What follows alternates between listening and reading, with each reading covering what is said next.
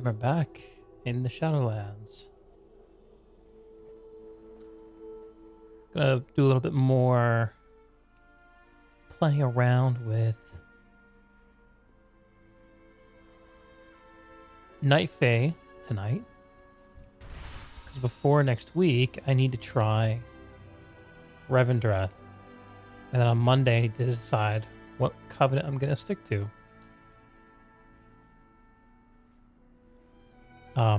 I've been having fun with Night Fae. It's pretty good.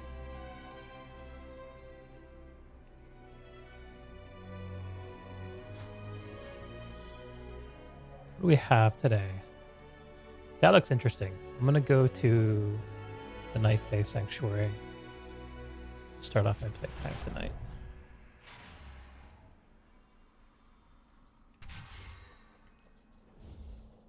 I don't have a target. What do you seek? Order shall be restored.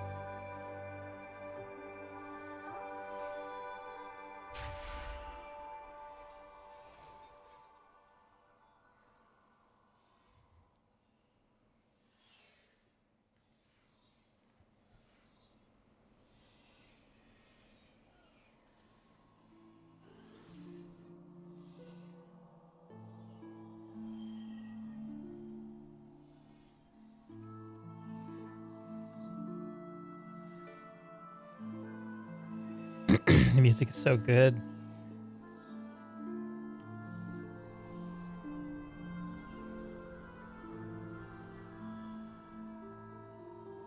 Hey Matt, how you doing? I'm just chilling, dude. Saturday night, time for some gaming. I had to fight the urge to jump back into Cyberpunk. Because I got some WoW goals to get done.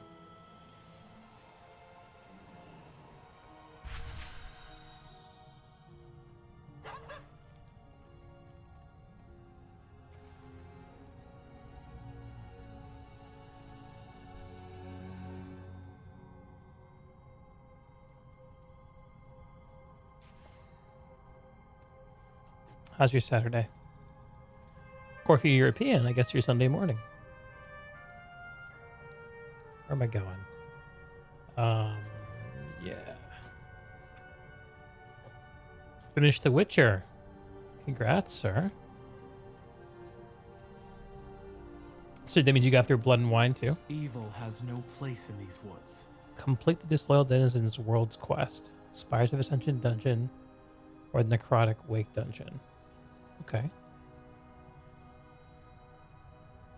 For Queen and Grove.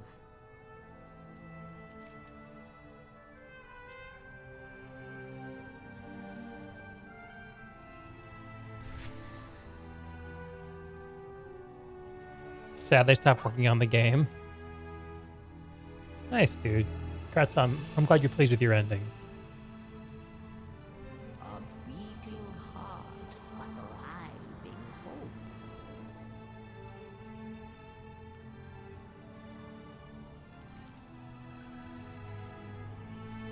Gentle bounce.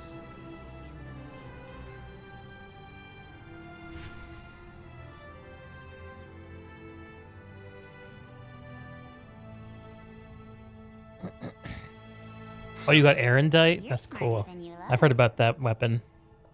I never got that far in Blood and Wine. I feel bad about it. Oh yeah, the estate, right? The what's it called again? Corvo Bianco, I think. May you reap what you've sown. Well, thank you. Thank you, Flutterby. I will reap what I sow.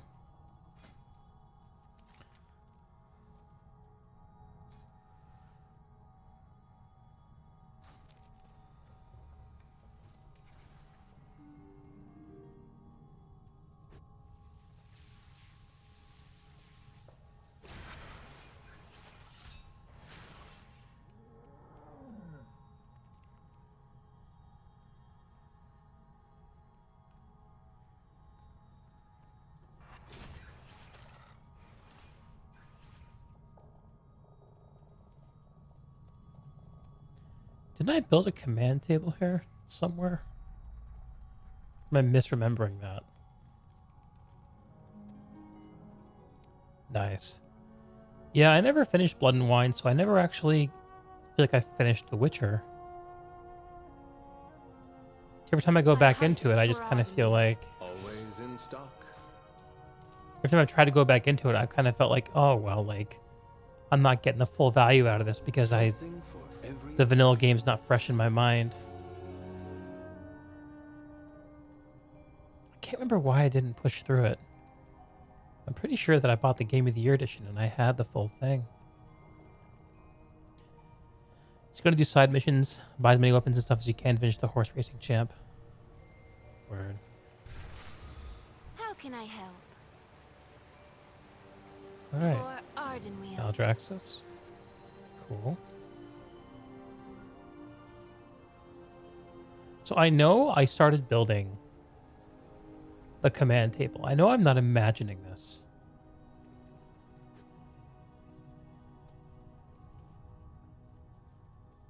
Maybe I need to go back down to the Sanctum upgrade, dude. Figure out what's going on there.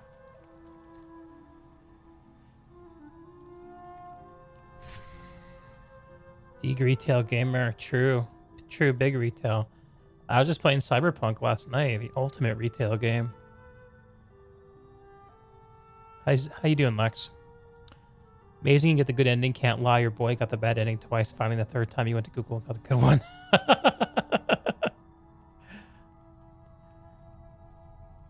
I think it's kind of interesting that people consider the endings to be good or bad, too.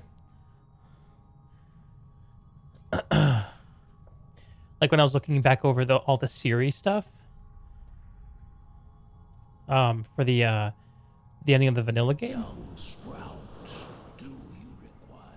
it definitely is one of those endings that is just total feels bad, man. A forest rises. Inactive.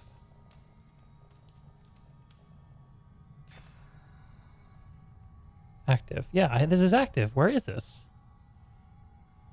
To the adventures and their rewards. I'm being dumb. I'm being super dumb. I know I am. I know that once I figure this out, I'm going to be like, wow, you're fucking dumb, Greg. I'm going to be right. But I still don't get it. You could have gotten on the first try, but it skipped over something that was optional, but it was essential to her survival. I'm sure we'll meet again. Gotcha. Yeah, I try to resist the urge to, like, kind of craft my when it comes to games like The Witcher, I think that experience kind of... That's one of the first times when I played a game where I deliberately chose to not, like, look anything up in terms of the story. Because I really just wanted to, you know, be in it each moment rather than thinking about, like predicting and worrying and trying to follow some kind of guide or whatever. Even though I know that the moments that actually make the difference, there's only a handful of them. Where is the command table?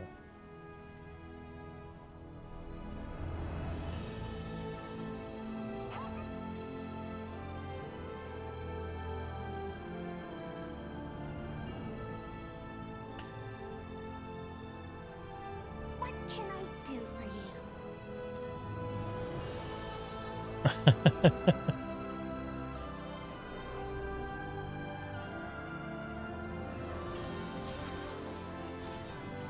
Oh, there's a highlighted thing over here.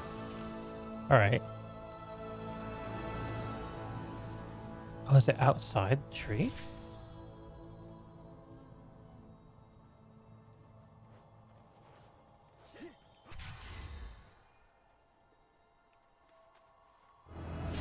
Oh boy.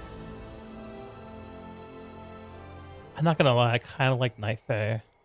Hey, wanna I hear think a this might be the secret? winter covenant for me. We'll see. It's the Wild Hunt's duty to hunt down those who would harm our charges, and to ensure the security of our borders.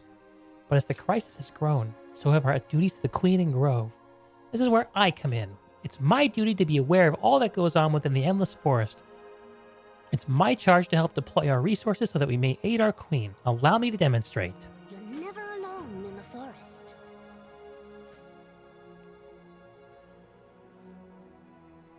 Oh man.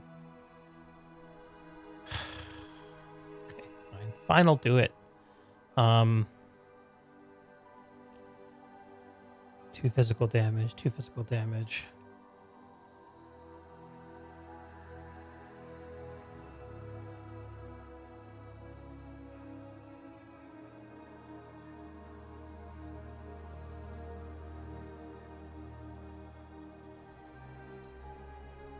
Wild Hunt, yeah. Yeah. Good point.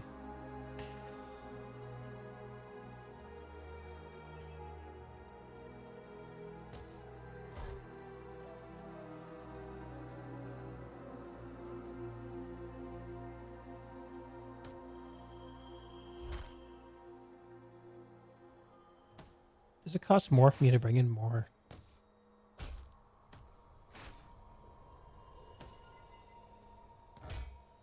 Yeah. Oh, 2 anima. It costs a single extra anima. That's like practically meaningless.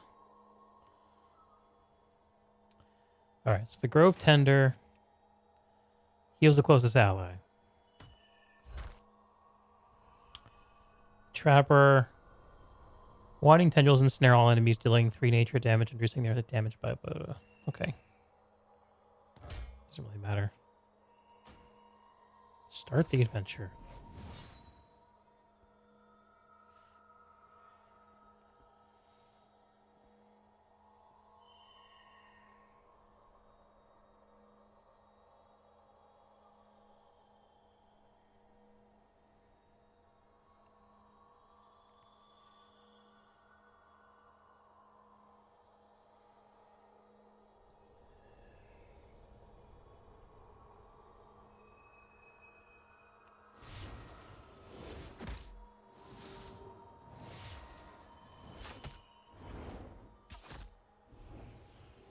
Wow, I'm owning these stupid skeletons.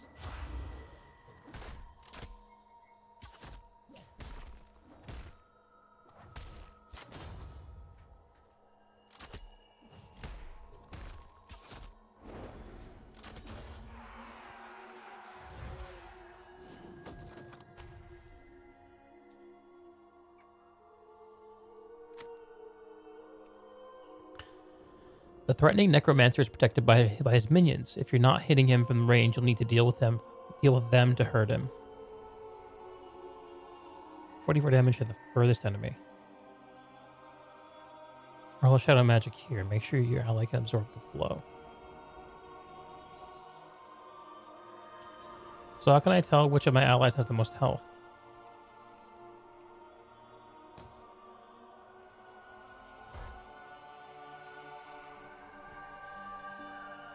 I guess I don't really know.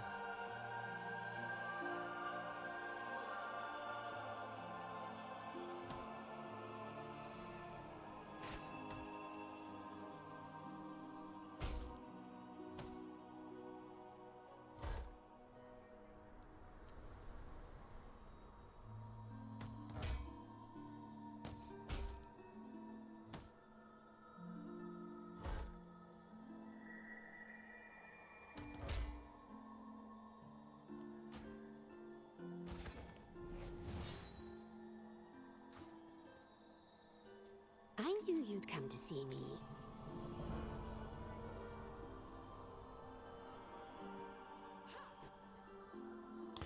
So you're a big fan of The Witcher now, Matt. Have you been following what's going on with Cyberpunk at all?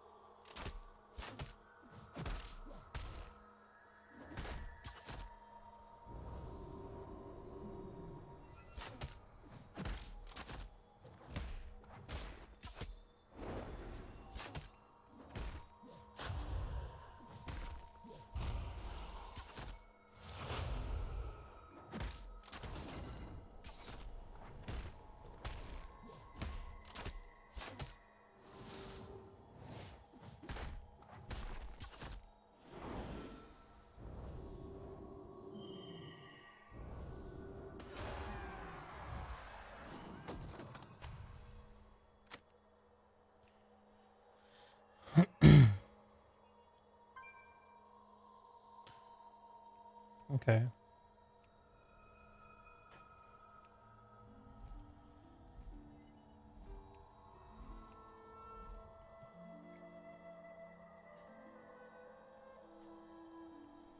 Vigorous adjacent allies.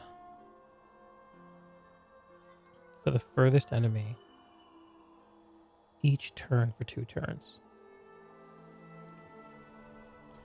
Feels closest ally.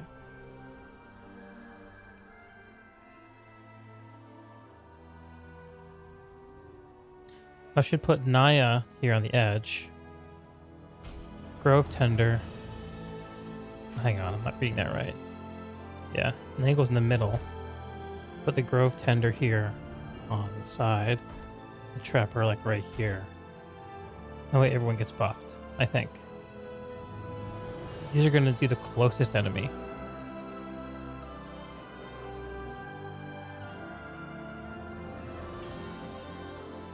I wonder if I put the Trapper back here. Yeah. Let's just see what happens. 1 minute. Okay.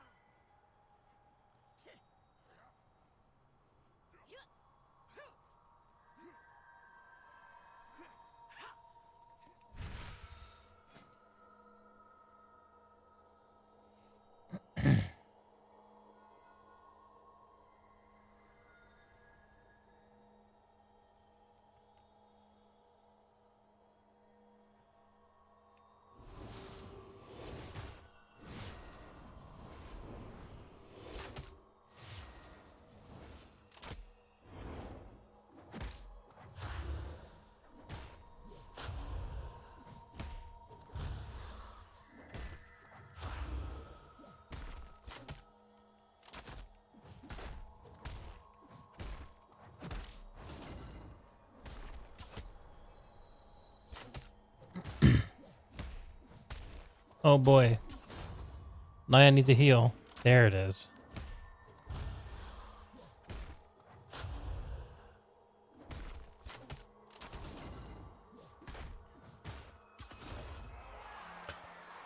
Well done, me.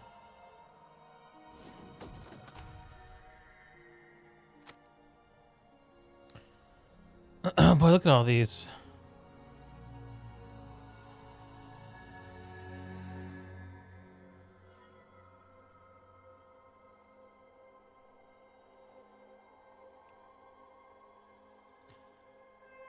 Stack lashes out with all his strength, dealing 114 shadow damage to all enemies.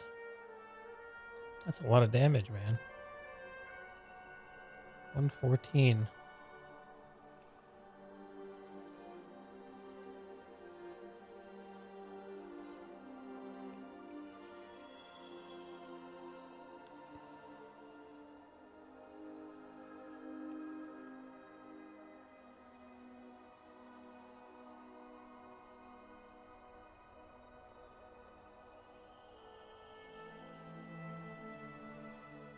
Adjacent allies. Closest ally.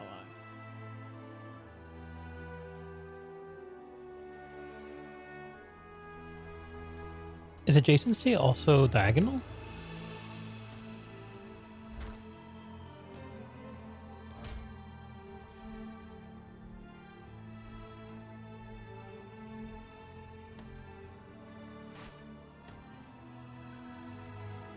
Yeah, it is.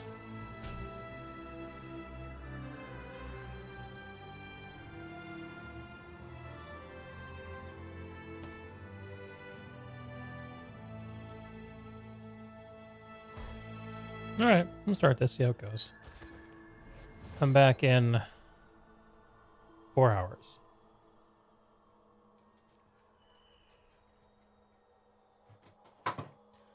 Night Fae. Na na na na na Night Fae. I think I have enough anima to hit the 1K target. I'll go ahead and deposit it.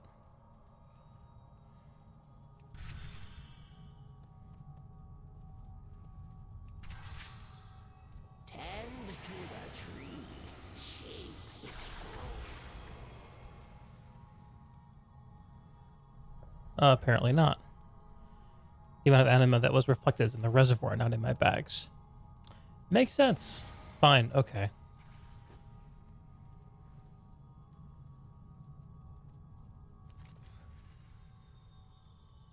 Alright, what do we have? Defeat the powerful foes of Bastion. Maldraxxus.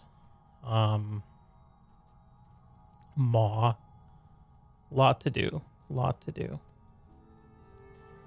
What else?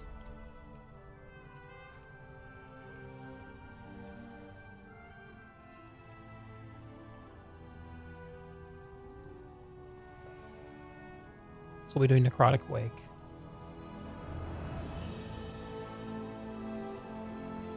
What was the world quest that it wanted me to do? Was it challenges in Bastion? I know I saw something about completing a world quest. I don't know which one it is. Pest removal, Armageddon, shaking shrooms, night in the woods. I don't think it's any of those.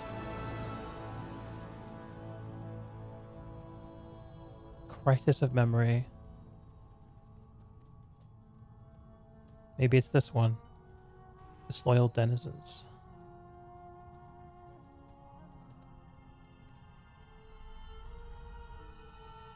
Let's have a look at Revendreth.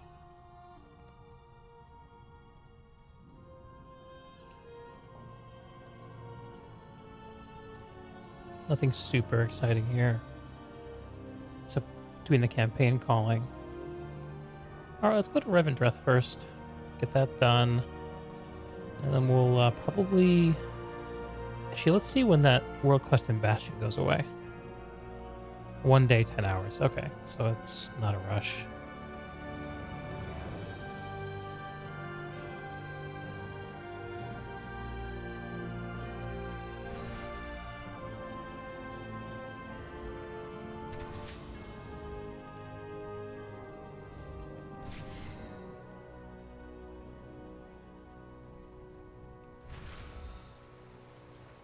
Where do we strike?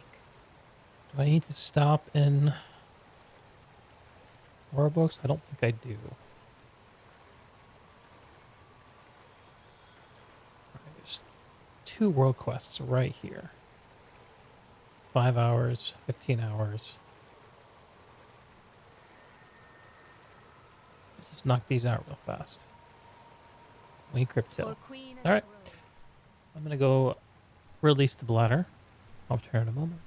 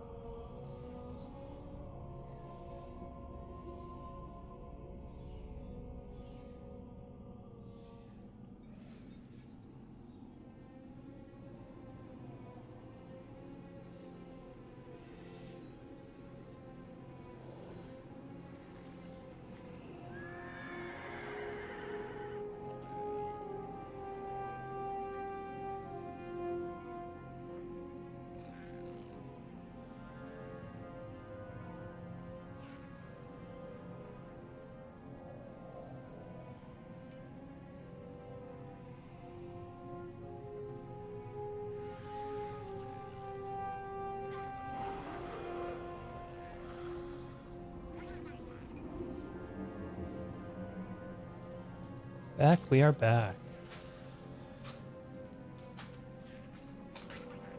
Got a little dessert. Quest bar. Whole 200 calories in this thing. Love it. And some more refreshing Diet Coke.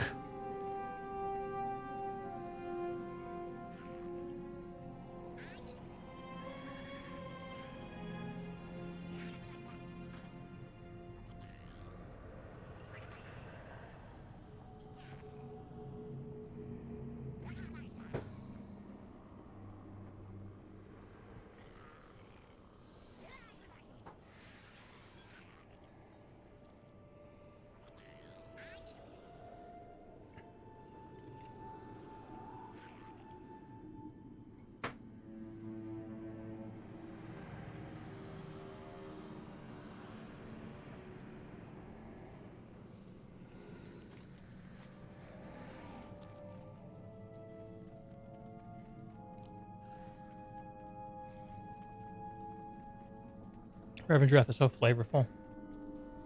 So full of flavor.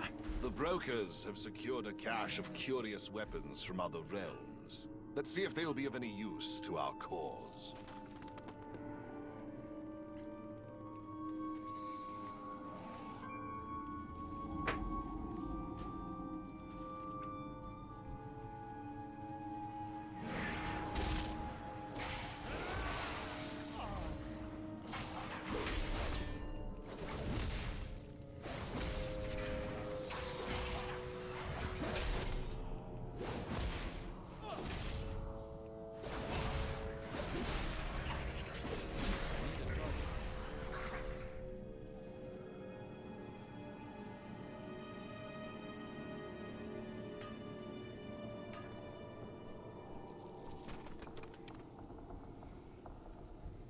It's too far away.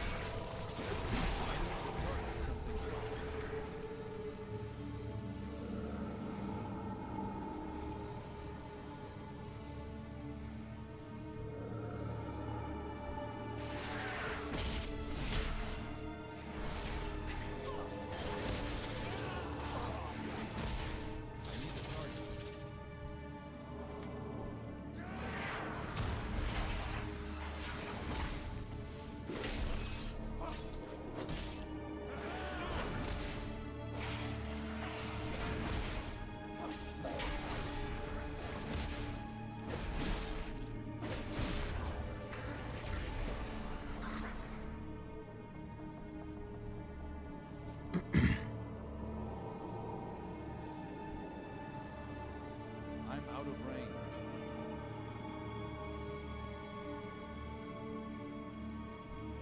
I need to get closer.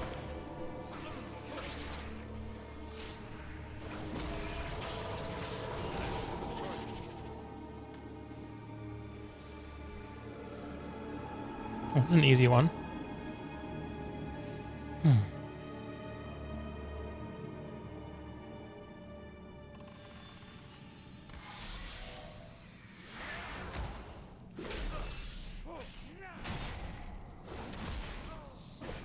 Oh, splendid work. I think that device will aid us well.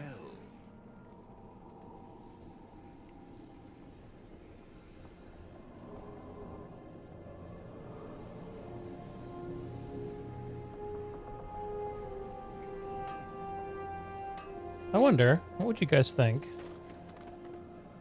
Oftentimes when I'm just bumming around doing stuff like this in World of Warcraft, I'll have YouTube on the side. I was just watching this Lex Fridman podcast with Sean Carroll. I wonder if it would annoy you guys or interest you guys if I put that on while I was playing. The Fearstalker's Hopebreakers left these souls to rot. Please remedy this plight.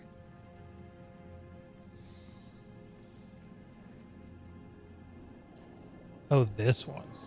Right.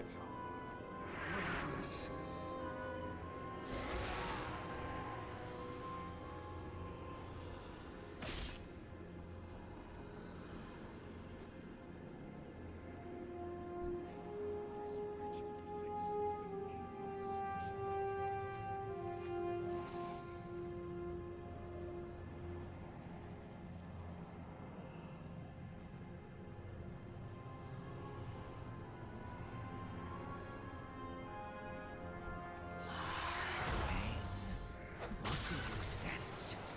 The Mawwalker must be close.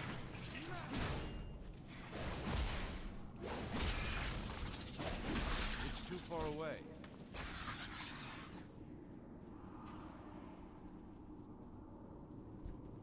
That's an elite. How much health? 70k? I could take him. Let's deal with this first, though.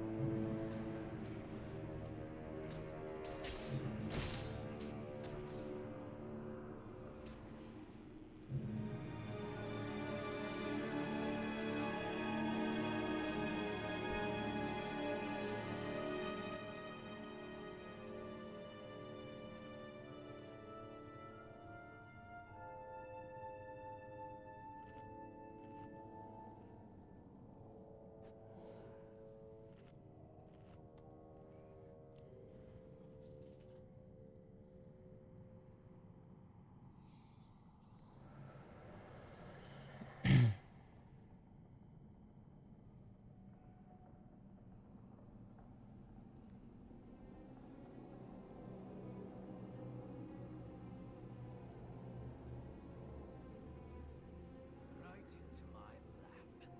Your head will serve me nicely.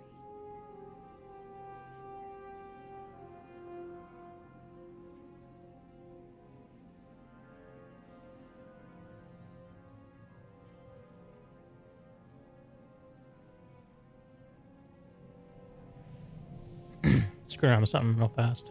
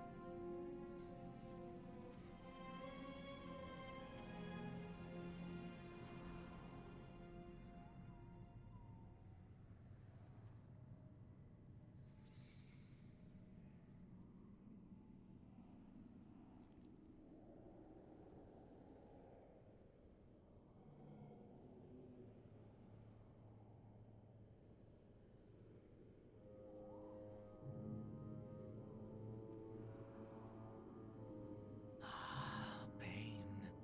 What do you sense? The Mall Walker must be close. The Mole Walker must be close.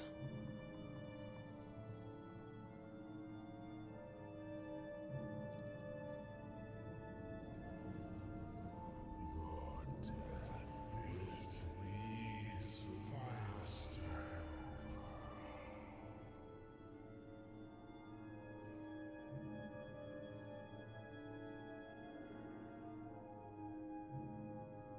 Hmm.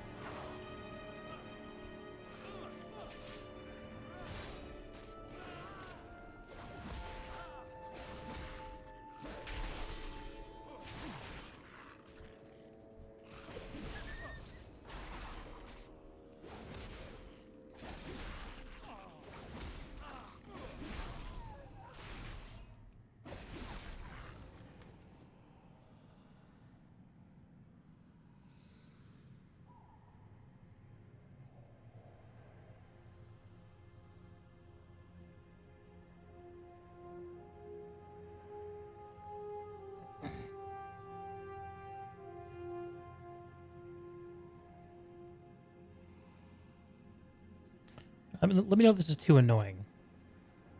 Solar systems with planets around them where maybe intelligent life didn't yet exist but might someday, you wouldn't try to talk to it with radio waves. You would send a spacecraft out there and you would park it around there, and it would be like, from our point of view, be like 2001, where there's an monolith.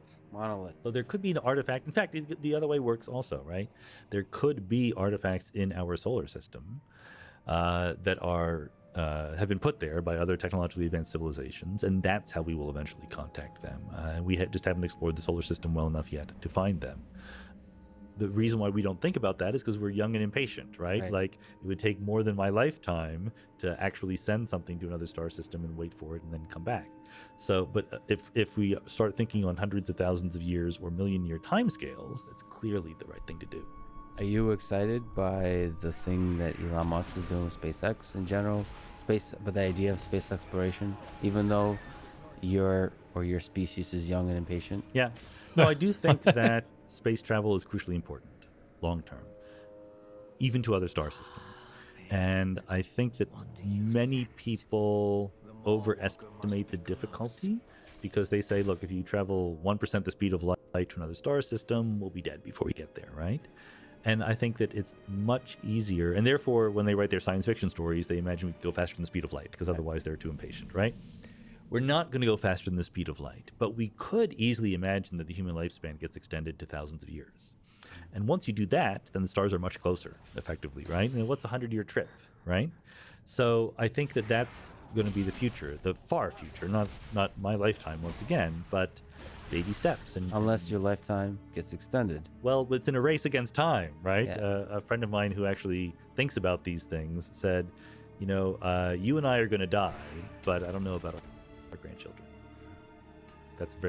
I don't know. Predicting the future is hard, but that's at least a plausible Interesting. scenario. And so, yeah, no, I think that Just taxing my as we computer discussed just a little earlier, bit there are to do it. threats to the Earth, known and unknown, right? Having spread humanity and biology elsewhere is a really important long-term goal. What kind of questions can science not currently answer, but might soon? When you think about the problems and the mysteries before us, Mm-hmm. that may be within reach of science. I think an obvious one is the origin of life. We don't know how that happened. There's a difficulty in knowing how it happened historically, actually, literally on Earth. But starting life from non-life is something I kind of think we're close to, right? We're You really. really think so? How difficult is it to start life? Well, I've talked to people, including on the podcast, about this. Life requires three things. So life as we know it. So there's a difference between life, which who knows what it is, and life as we know it, which we can talk about with some intelligence. So life as we know it requires compartmentalization. You need like a little membrane around your cell. Metabolism, you need to take in food and eat it and let that make you do things. And then replication. Okay, so you need to have some information about who you are that you pass down to future generations. In the lab, compartmentalization seems pretty easy.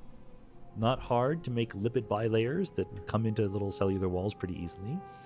Metabolism and replication are hard, but replication we're close to. People have made RNA-like molecules in the lab that I think the state of the art is they're not able to make one molecule that reproduces itself, but they're able to make two molecules that reproduce each other. Yeah. So that's okay. That's pretty close. Yep. Metabolism is harder, believe it or not, even though it's sort of the most obvious thing, but you want some sort of controlled metabolism, and the actual cellular machinery in our bodies is quite complicated. It's hard to see it just popping into existence all by itself. It probably took a while, but we're making progress. And in fact, I don't think we're spending nearly enough money on it. If I were the NSF, I would flood this area with money because it would change our view of the world if we could actually make life in the lab and understand how it was made originally here on Earth. And I'm sure it'd have some ripple effects that help cure diseases and so on. I mean, just that Well, that's understanding. right. So synthetic biology is a wonderful big frontier where we're making cells. Right now, the best way to do that is to borrow heavily from existing biology, right? Craig Ventnor, several years ago, created an artificial cell, but it was a tremendous accomplishment, but all he did was take out the DNA from a cell and put in entirely new DNA and let it boot up and go. What about the leap to creating intelligent life on Earth? Yeah. However, again, we define intelligence. This looks fun.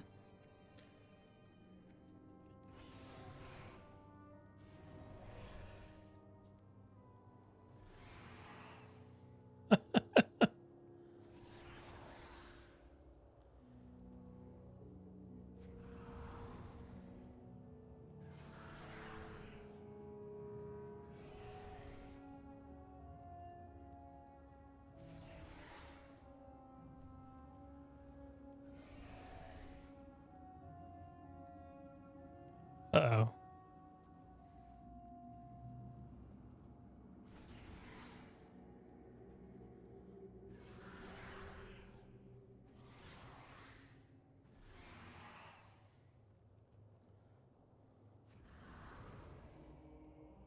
I think that's it.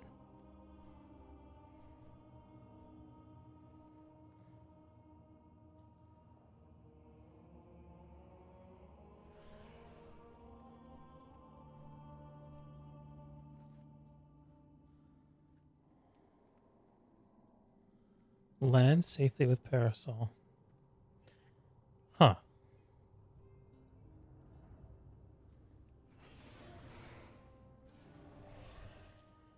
How do I land safely? Just like over here, I guess? Oh, there's a target. All right.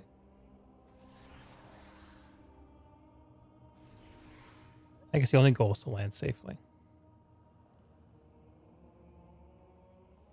Oh, God. I ran out of anima. Splendid! Huh. You are a real natural. I just need to work on the duration a bit more. Holy shit, did I misread this? Should I have been doing world quests in Maldraxxus? Ah. No. All right.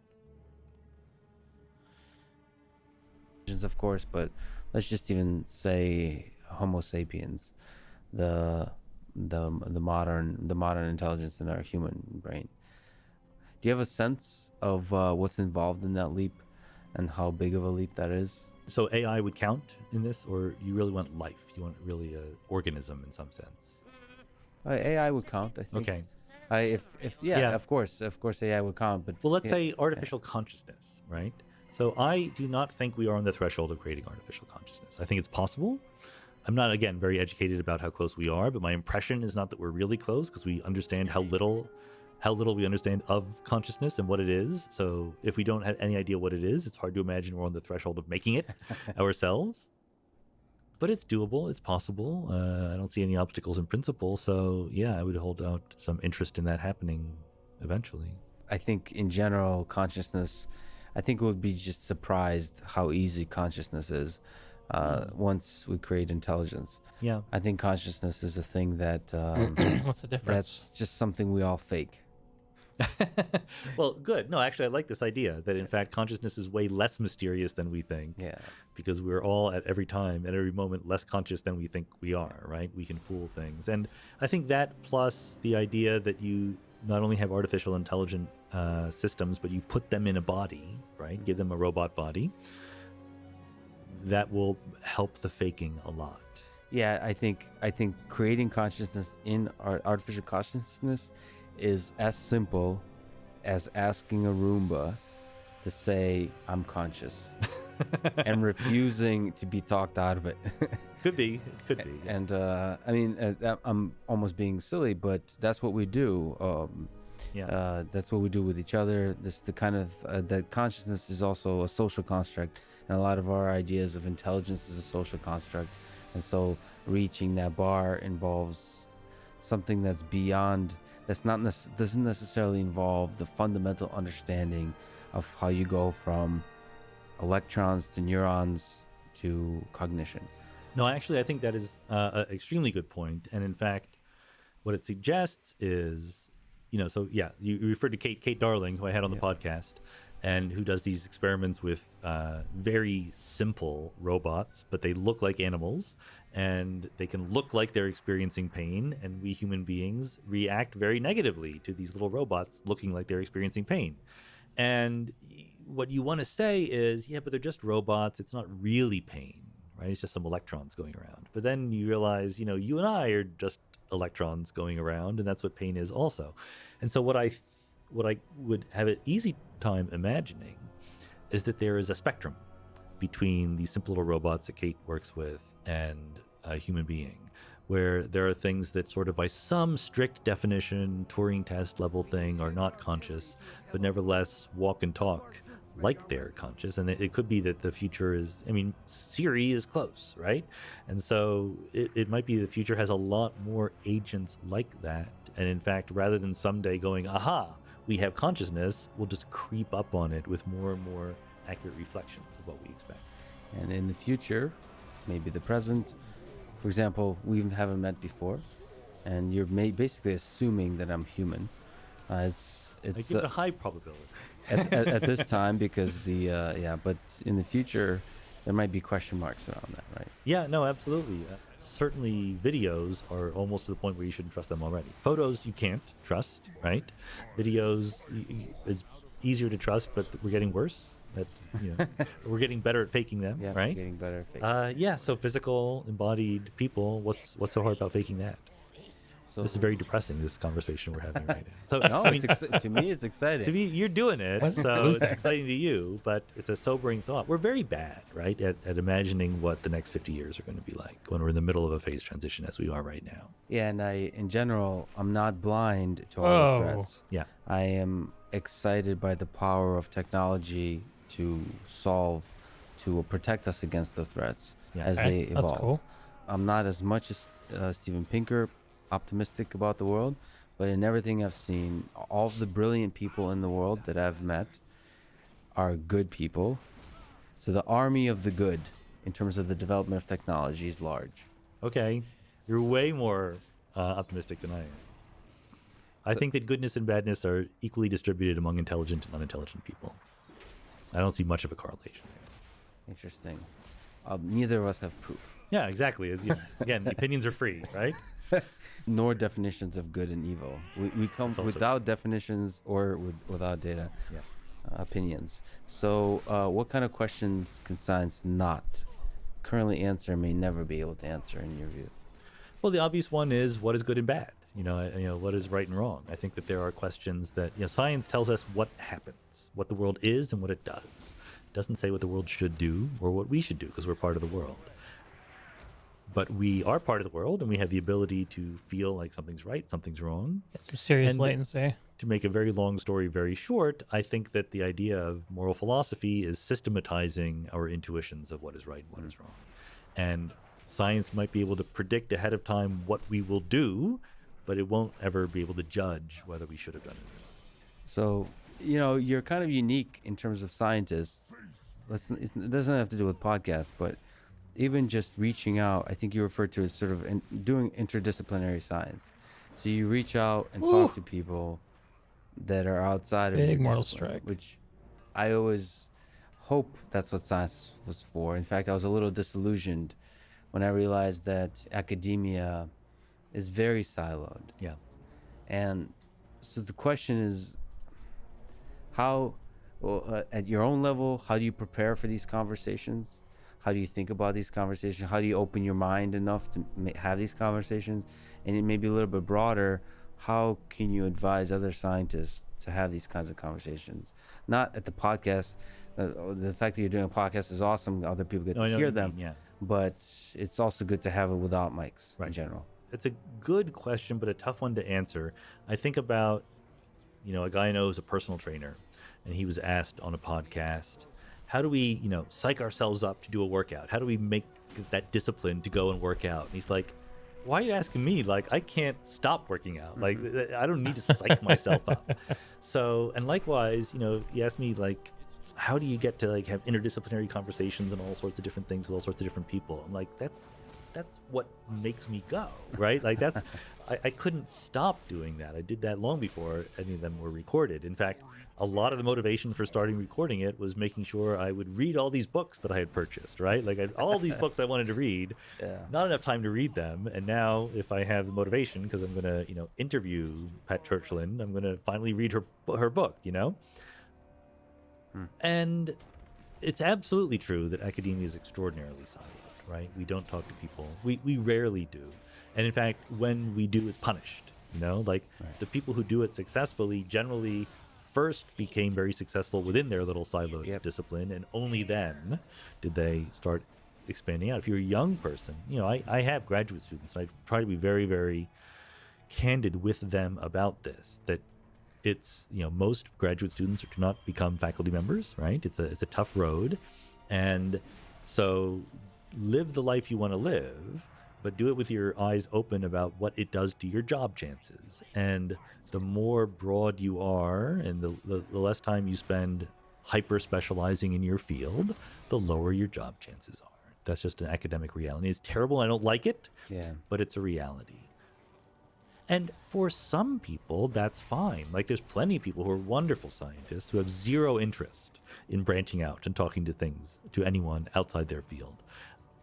But it is disillusioning to me. Some of the romantic notion I had of the intellectual academic life is belied by the reality of it. The idea that we should reach out beyond our discipline and that is a positive good is just so rare in universities that it may as well not exist at all. But that said, even though you're saying you're doing it like the personal trainer because you just can't help it, you're also an inspiration to others. Like, I could speak for myself. I also have a career I'm thinking about, right? Yeah. And without your podcast, I may have not have been doing this at all, right? So it makes me realize that these kinds of conversations is kind of what science is about. In many ways, the reason we write papers, this exchange of ideas, is it's much harder to do interdisciplinary papers, I would say. Yeah, right. Correct. Right. And conversations are easier.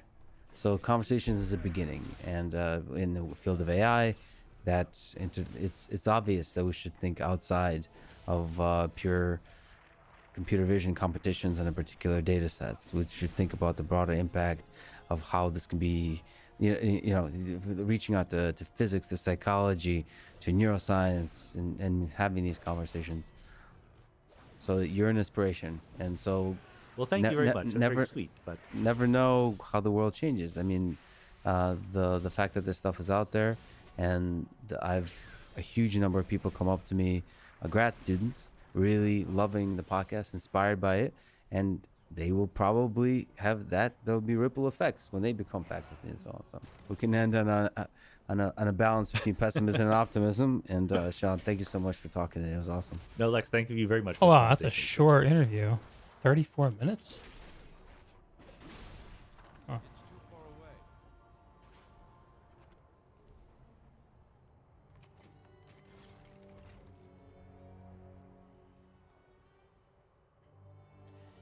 away. Indomitable Schmidt. I'm gonna enjoy this. Took his equation and kind of revamped it for this new field of exoplanet astronomy. He was totally cool with it. He got total approval. Well, maybe okay. So sorry. I'm not sure if he'd actually read the stuff about my equation, but he was cool with it. He was cool with it. Okay, so I just said like 15 different things, but maybe can you tell from your perspective what is the Drake equation and what is, the Seeger equation? Sure. Well, the Drake equation, as you said, it's a framework. It's a description of the number of civilizations out there, of intelligent beings I'm that not are a big able fan of this to community. What the hell's going on? communicate with us by radio waves. So if you think of if you think of the movie Contact, you've seen Contact, right? We're hoping to we're listening in, actually. It's an active field of research, listening to other stars at radio wavelengths, hoping that How is some he immune? intelligent civilizations are sending us a message. And the Drake equation came like at the start of that whole field to put the factors down on paper to sort of illustrate what is involved to kind of estimating. And there's no real estimate or prediction of how many civilizations are out there, but it's a way to frame the question and show you each term that's involved. He's literally indomitable. So I took the Drake equation and I called it a revised Drake equation, and I just I hacked through recast it? it for the search for planets by more Give up. traditional astronomy means.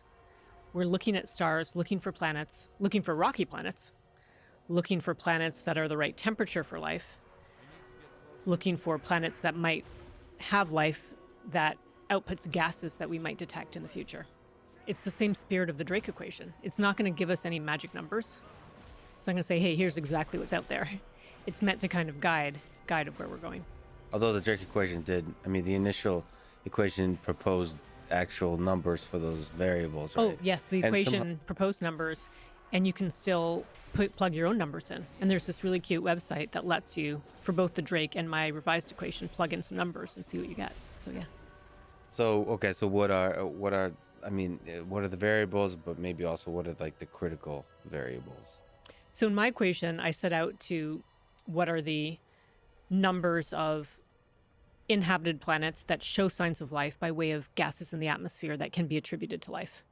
I could just walk through the terms. That's probably Sure, simpler. that's So probably the first thing I say is what are the number of stars available?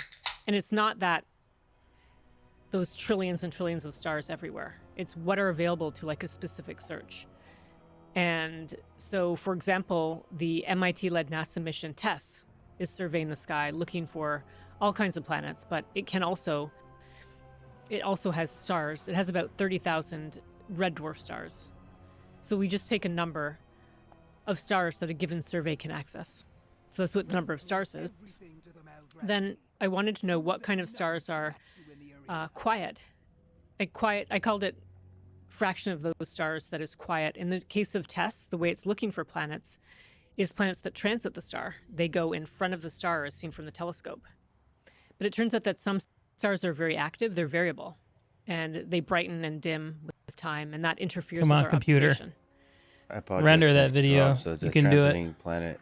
So you're really looking for a black blob, essentially, that blocks the light. We're looking for a black blob that blocks the light. Right. Mhm. And then trying to say See if I something can about not the size die of the here. planet from the frequency Oh of my that God. black blob's appearance and the size of that black blob, that kind of thing. Yeah, but let's just say that out of all the stars there are accessible to whatever telescope, some of them are just bad. For whatever reason, you're not going to be able to find Done. planets around them. So I need to know the fraction of those that are good. So again, we have the number of stars, the fraction of them that we can actually find planets around. And by the way, is our sun one such? Is our sun quiet? Our sun is quiet. Okay. Good So to I have know. actually two terms. One describes how quiet they are, and one is if we can find a planet around that star. These transiting planets, for example, not all planets transit, because the planet would have to be orbiting that star in this kind of plane. All right, I'm gonna kill as this video viewed from you. capture for this YouTube thing. It is But if a star is, destroying for example, the orbiting computer. in the plane of the sky, it will never transit. It will never go in front of the star. So in that case, we have to have a fraction that takes into account that kind of geometric factor. And hopefully, I mean, you can assume that it's uniformly distributed. Hopefully. Yes, we can assume, and there's evidence that it's uniformly distributed, yes. So then so all of these factors so far, number of stars accessible to whatever telescope you're thinking about, how many stars are quiet, fraction of stars that are quiet, fraction that are observable, in this case for the geometric factor. Those are all things we can measure. And there's one more term in the Seeger equation we can measure. I call it fraction of planets in the habitable zone. Because believe it or not, we have a handle on that for a certain set of stars. We know from the Kepler Space Telescope that operated for a number of years, we have estimates for how many planets are in the so-called habitable zone of the host star for a certain type of star. So all those we have measurable. And then, like the Drake equation itself, there are some terms we can not measure. And those ones, I call them FL, fraction of all those planets that have life on them, because we don't know what that is. And FS, I called for spectroscopy, the fraction that we can use our telescope and instrument tools to look for light. Actually, FS was the planets that have life that actually gives off a useful gas that might accumulate in the atmosphere, so we could eventually observe it. How do the FL and FS interplay? So these are separate terms? Separate terms. And so for example, you could imagine life like us humans. We breathe out carbon dioxide. But our planet Earth, we already have a lot of carbon dioxide on it. Well, we have hundreds of parts per million, but it has a really strong signal. So us humans breathing out carbon dioxide, it's not helpful for any intelligent beings that are looking back at Earth, because there's already enough carbon dioxide. We're not adding to it. So if there is life on a planet and it's outputting a boring gas that's not helpful for us to uniquely identify, Bet on yourself. as being made by life versus just being there anyway, then it's not helpful. So I separated those two terms out. Soon, I think we'll have evidence that planets that can support life, at least, are common. So, okay, this is such an awesome topic. I have a million questions. What? Okay, I know this a little bit of speculation, but what's your sense about that? I think FS, which is like that life would produce interesting gases that would be able to detect. Like, is there scientific evidence, and second, is there some intuition around life producing gases, detectable hints in terms of chemistry? So interestingly enough, that entire question relates to, I'm going to say, almost my life's work. Yeah, The work I'm doing now and the 0 work I'm minutes doing left. for the I mean, next this one's 20 gone? years. And I Yeah. wish I could give you a concrete number, like 1%. Well, let's roll Like towards on it. the worst days, it's 1%, let's say, in my mind. On the best days, it's like 80%. And I could actually go into Yeah, okay. a lot of detail here, but I'll just give you the simplest things. So first of all, we Liches make an get assumption stitches. that I haven't like been up here us yet. Let's go and explore. our life here on Earth, life uses chemistry. So we use chemistry because we eat food, we breathe air, and we have metabolism that to break down food to get energy, to store energy, and then ultimately to use it. And all life here has some Ooh. kind of byproduct in doing all that, some kind of waste product that goes into the atmosphere. So I like to think that It's a life lot of everywhere anima. uses chemistry. Some people have imagined, like, let's imagine like a windmill, like mechanical energy, just getting energy and using it without storing it. And if there was life like that, it might not need to output a gas. So we make this basic assumption of chemistry. That's the first thing. The second more complicated thing that I and my team work on is what happens to the gas once it is produced by life. It goes into the atmosphere. And a lot of gas is just destroyed immediately, actually, by ultraviolet radiation or by oxygen. Oxygen is incredibly destructive to a lot Corrosive. of gases. So the gas can be produced by life, but it could be just completely destroyed by its environment. I guess we should pause on that. That you mentioned your life's You want a work. piece of me? I mean, this is just a beautiful Oh, idea. you want a piece. That it's kind of paralyzing when you look out there and you wonder, is there life out there? It's the first paralyzing. Actually, before I encountered your work, I feel like an idiot. But, it feels like there's no tool to answer that question. And then what you kind of provided is this cool idea that it might be possible to answer that by looking at the gases. I mean, that's a really interesting, that's a beautiful idea. And so we could just pause on let's pause on that. That's as a powerful tool, I think, that to build the intuition around, because I was totally clueless about it, and that was kind of exciting. I mean, I'm sure there's a folks probably early on in your life who were very skeptical about this notion. Well, maybe I'm not sure, but it's generally you would want to be skeptical. It's like, well, all these kinds of other things could generate gases, all those. Oh, that's so true. And that's a big part of this growing field is how to make sure that this gas isn't produced by another effect.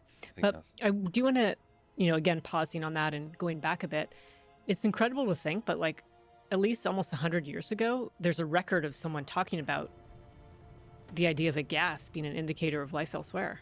Oh, that idea was floating about. Yes, it was totally floating about. And it comes down to oxygen, which on our planet fills our atmosphere to 20% by volume.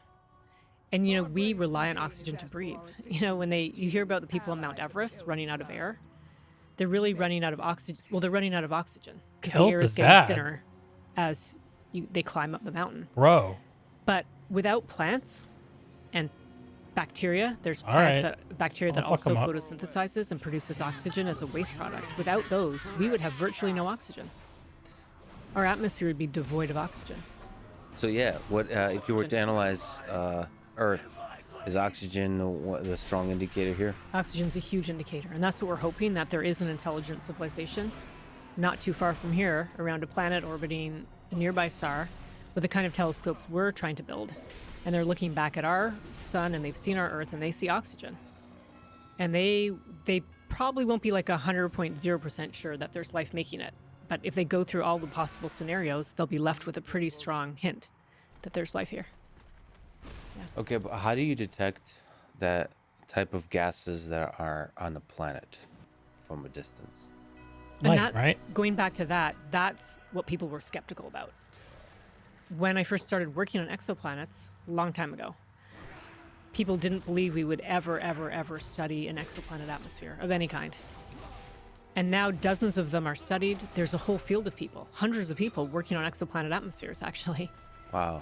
So And first there was a yes. point where people didn't even know there were You know, I'm something of an exoplanets. exoplanet myself. When was the first exoplanet detected? The first exoplanet around a sun-like star, anyway, was detected in the mid-1990s. That was a big deal. Kind of vaguely remember that. Well, at the time, it was a big deal, but it was also incredibly controversial. Because in planets, we only had one example of a planetary system, our own solar system. And in our solar system, Jupiter, our big, massive planet, is really far from our star. And this first exoplanet around a sun-like star was incredibly close to its star. So close that people just couldn't believe it was a planet, actually. So maybe to zoom out, what the heck is an exoplanet? An exoplanet is our name, is the name that we call a planet orbiting a star other than our sun. Right. Exo Extrasolar, without. I guess is You another. can call it extrasolar. Okay. Exoplanet is simpler. But I think it's worth pausing to remember that each one of those stars out there in our night sky is a sun. Right. And our sun has planets, Mercury, Venus, Earth, Mars, etc. And so for a long time, people have wondered, do those other stars or other suns have planets? And they do. And it appears that nearly every star has a planet we Got call dark in exoplanet. here. And there are thousands of known exoplanets. Whoa, look at all those enemies. already. So Go there's get them. already, yeah, like there's so many things about space. And they're all tagged that by someone it's hard else. to put into one's brain because it starts filling it with awe. That's So yeah, alright. if you visualize the fact that the stars that we see in the sky aren't just stars, they're suns. And they very likely, Holy crap, look at all these as you're guys. saying, will have planets around them.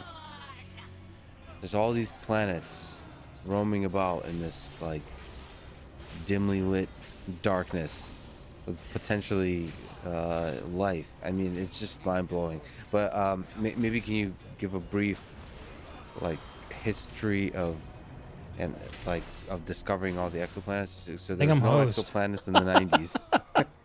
And then All right. there's a lot of exoplanets now. So but that's how did the that more come we get about? you. So many planets. How did it come about? Well, And maybe another way to ask is, what is the methodology that was used to discover them? we can say that. But I'd like to just say something else first, so in exoplanets, the line between what is considered completely crazy and what is considered mainstream research, Yeah. legit, it's constantly shifting. This is awesome, yeah. So before, when I started on exoplanets, it was still sketchy. Like it wasn't considered a career, a thing, a place where you should be investing. Yeah. And right now, today, it's so many people are working in this field. A good, I don't know, at least 1,000, probably more. I don't know if that sounds like a lot to you, but it's a lot. No, yeah, But- so it's a legitimate field of inquiry. Yeah, legitimate field of inquiry. And what's helped us is everything that's helped everyone else. It's software, it's computers, it's hardware. It's like our phones. You have a fantastic detector in there. Like they didn't always have that. I don't know if you remember the so-called olden days. We didn't have digital cameras. We had film. You take a film camera, you send the film away, and eventually it comes back, and then you see your pictures. And they could all be horrible. Yeah. So yeah, digital. It just changed everything. Data changed everything. Yeah. And so one thing that really helped exoplanets were detectors that were very sensitive. Because when we're looking for the transiting planets, what we're doing is we're monitoring a star's brightness as a function of time. It's like taking a picture of the stars every few seconds or minutes. And we're measuring the brightness of a star, like every frame. And we're looking for a drop in brightness that's characteristic of a planet going in front of the Got 'em. star and then finishing its so-called transit. And to make that measurement, we have to have precise detectors. And the detectors that are making the measurement, can you do it from Earth? Is it are they floating about in space? Like what Both. kind of telescope? Both. So on the ground, people are using telescopes, small telescopes that are almost just like a glorified telephoto lens.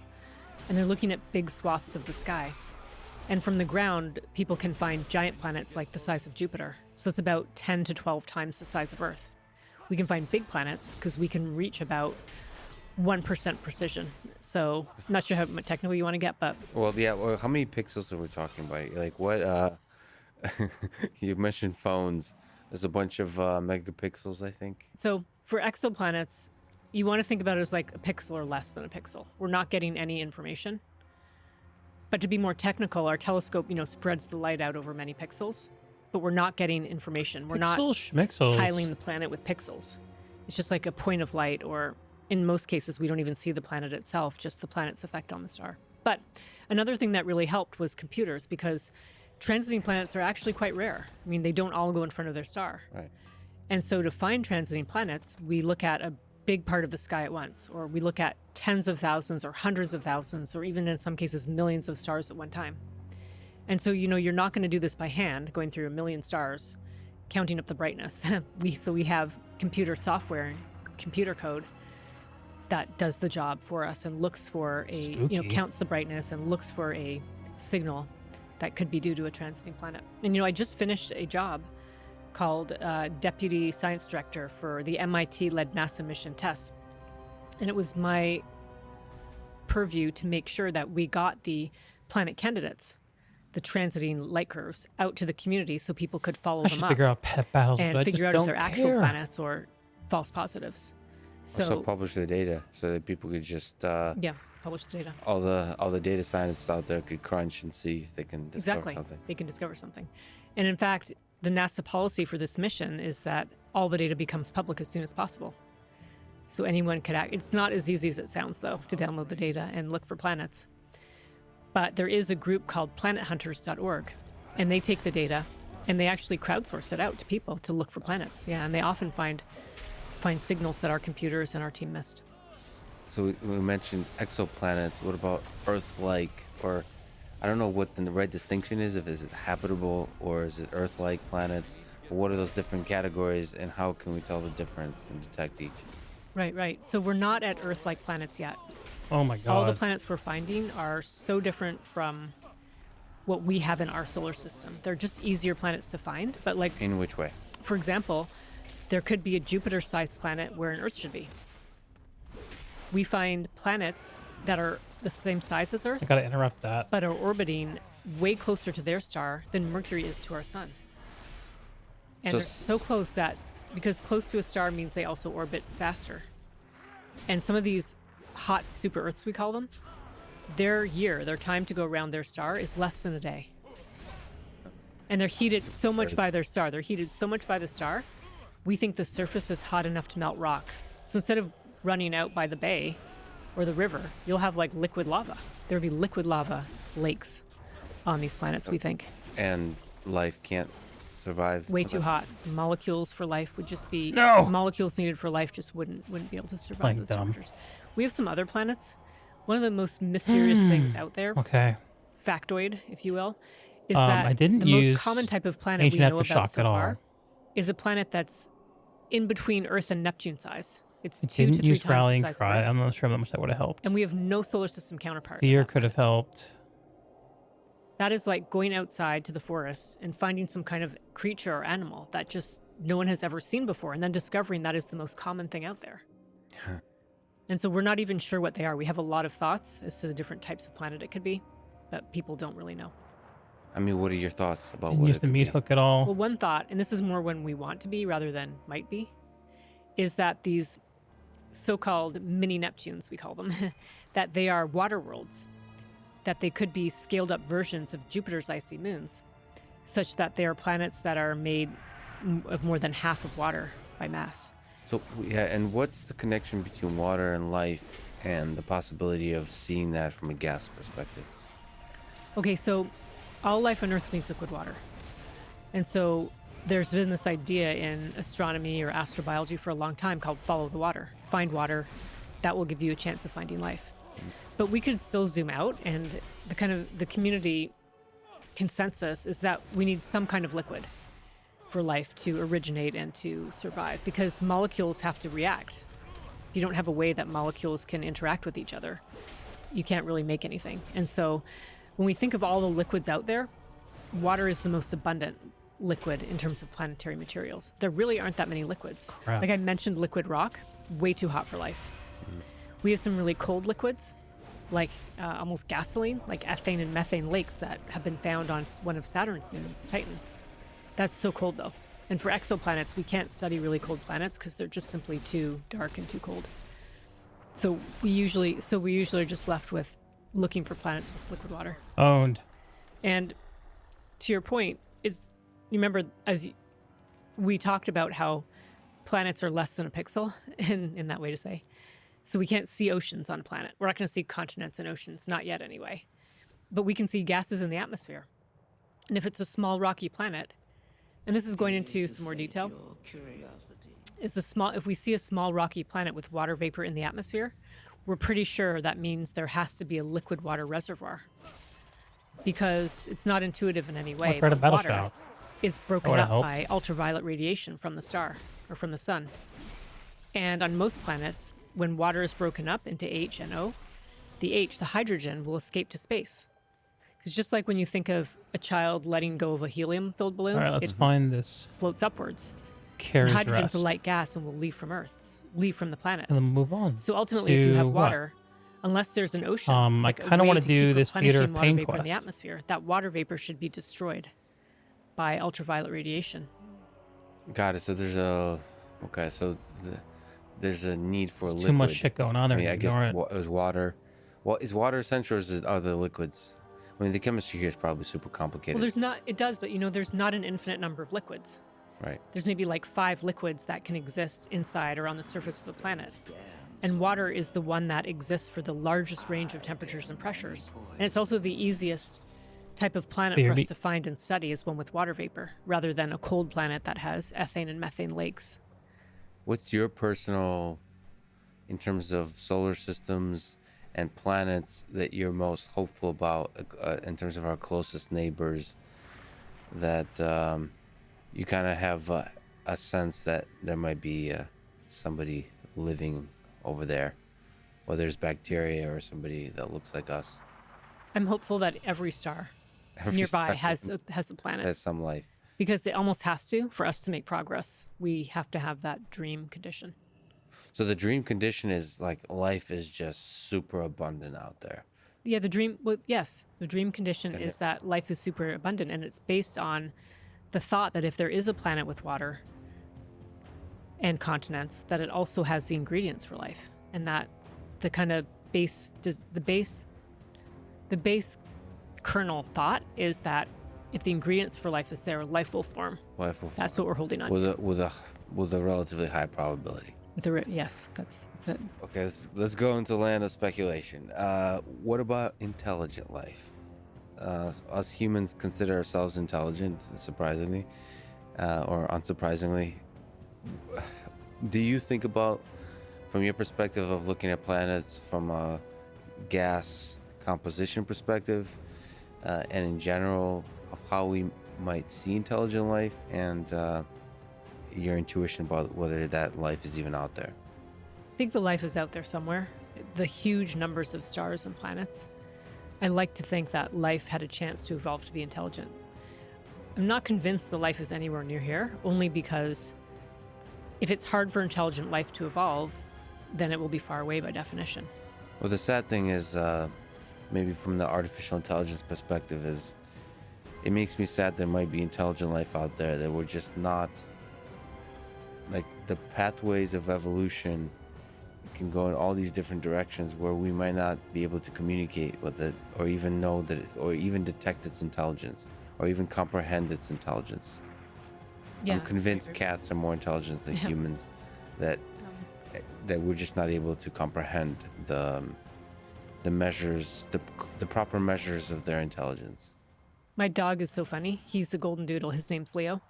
We joke that he's either a really dumb dog. And sorry, he's not here to defend himself, but he's either really dumb or he's a super genius just pretending to be dumb.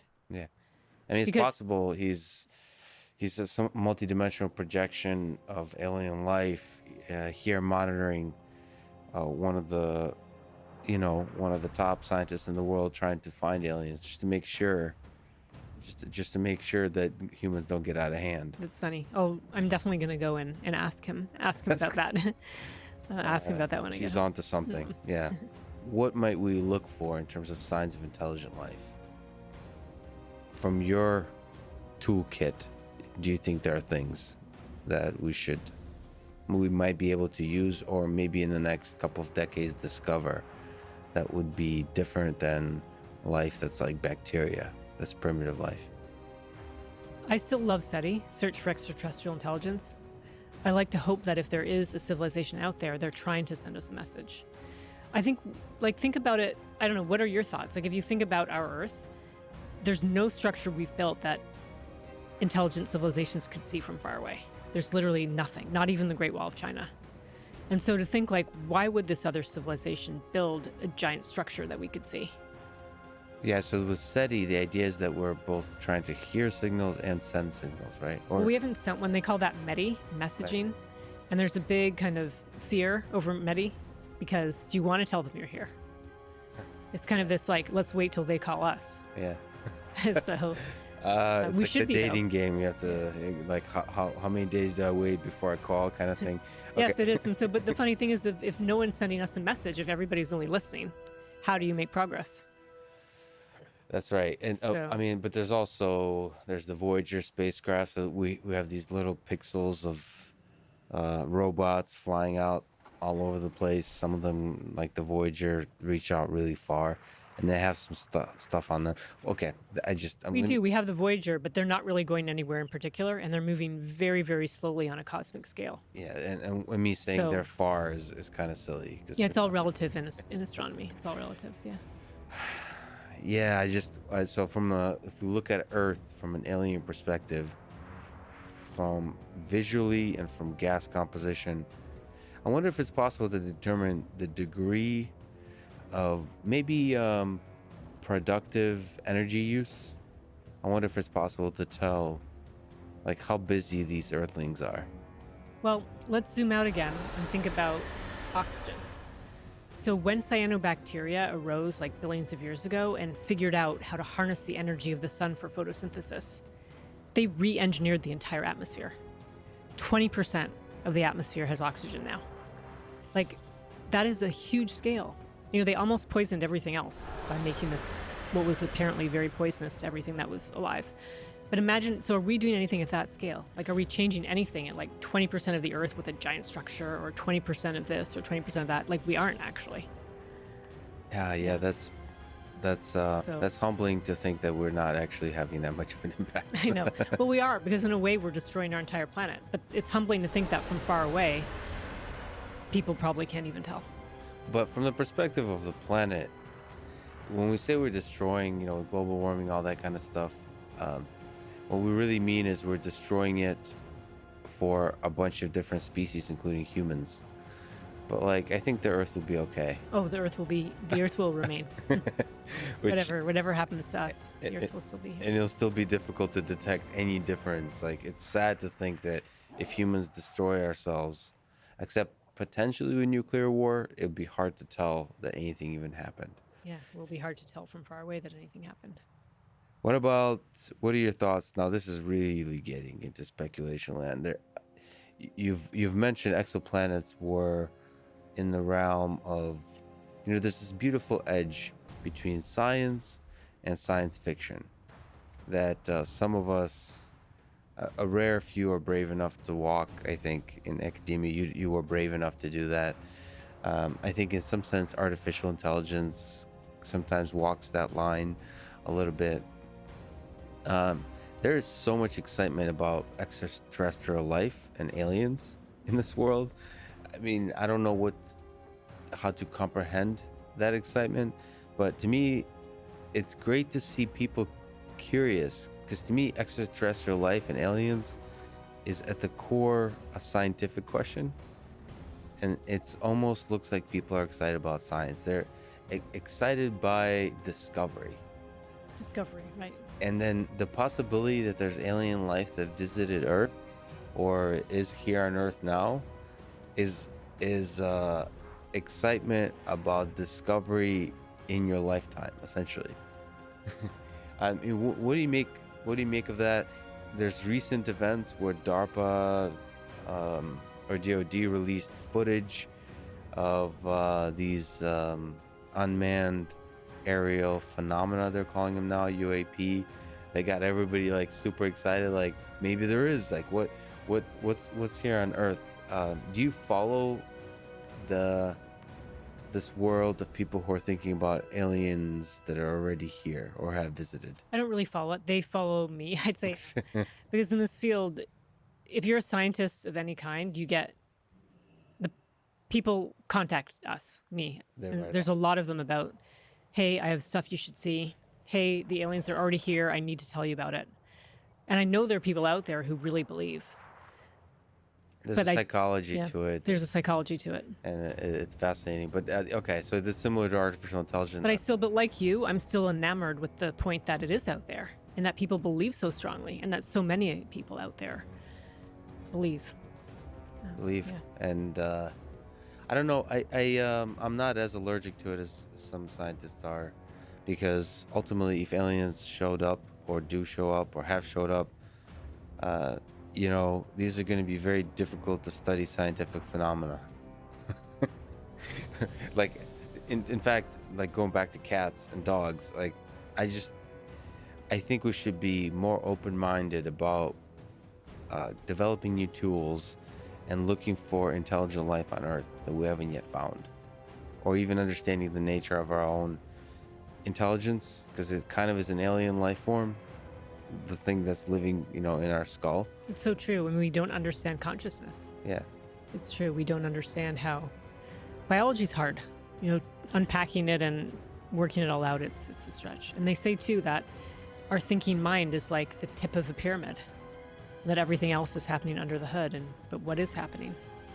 But the thing with, so the typical scientist response to, you know, are there aliens here, is that we need to see major evidence. Not like a sketchy picture of something. It's flaky ass. We need TPS. some cold hard evidence, and we just don't have that. Let's go. That's exactly right. Yeah, but from my perspective, I admire people that dream, and I think that's beautiful. The thing I don't like, there's two sides of the folks that probably listen to this podcast. Is those that dream, I think, is beautiful. That wander what's out there, what's here on Earth. And then the other ones who are very conspiratorial and thinking that stuff is being hidden. And it becomes about institutions. Right. Okay, I have a funny thing to tell you about that. So one of my colleagues had a really good answer to that.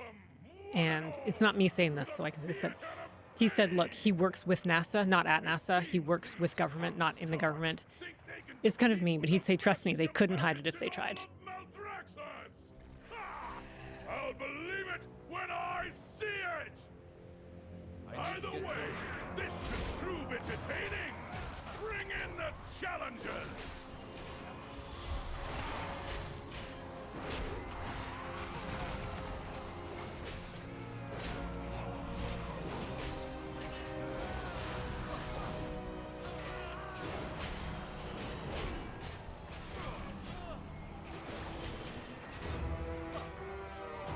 It's too far away.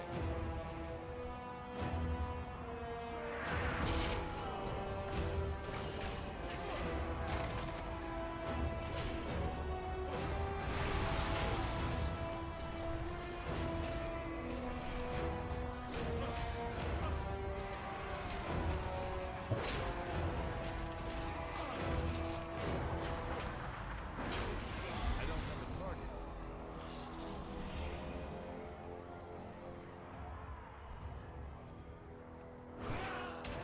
Let the bloodshed begin!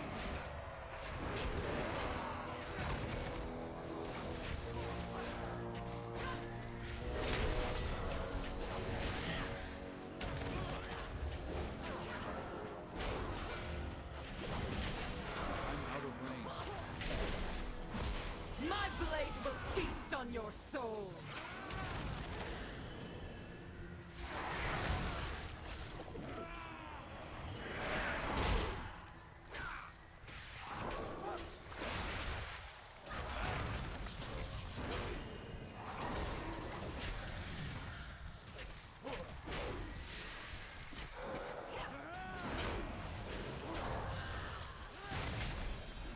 I gotta keep out of the green. I'm being dumb.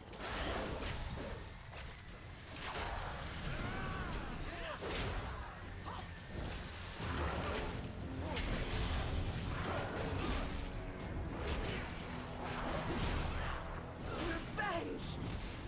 Your agony should prove enlightening.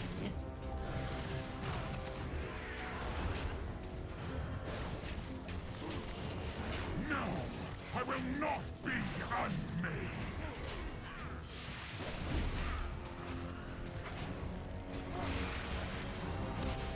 My greatest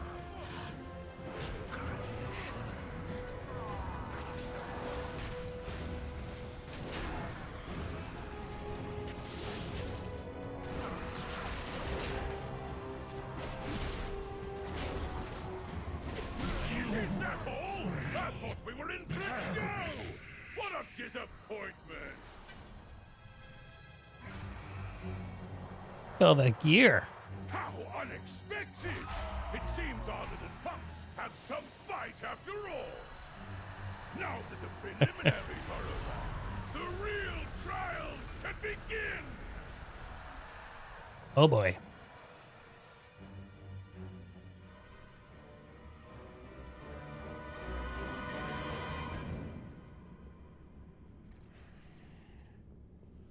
At ease. Glory is earned, not. All right. We'll go this way. Mortal lives are so fleeting, so fragile.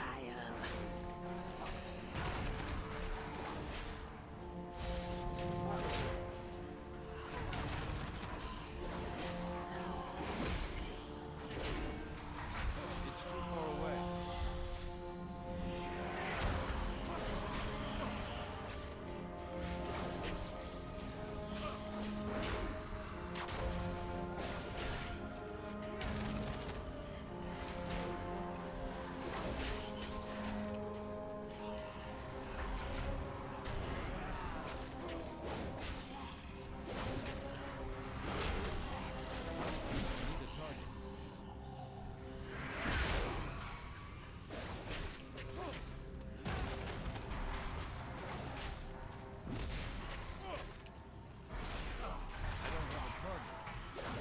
I'm out of range.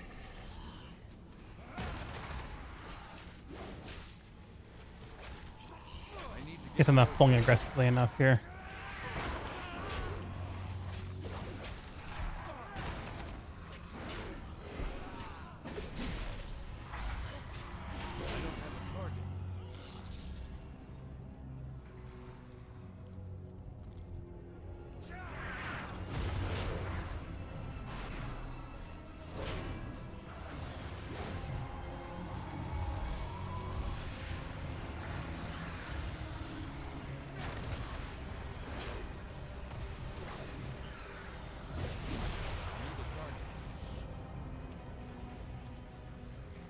Hmm.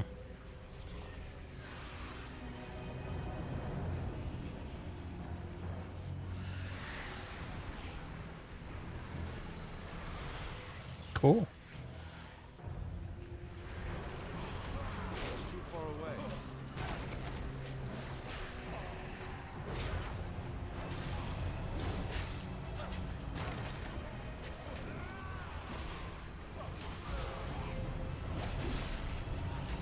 I don't have a target.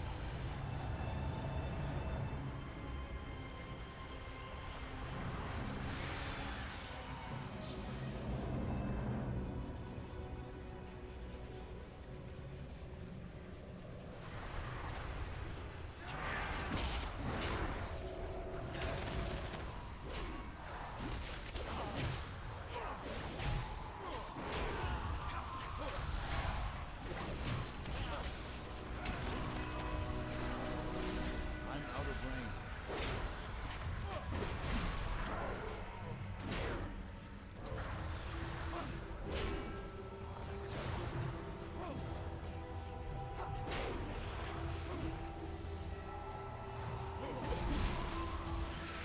I need a target.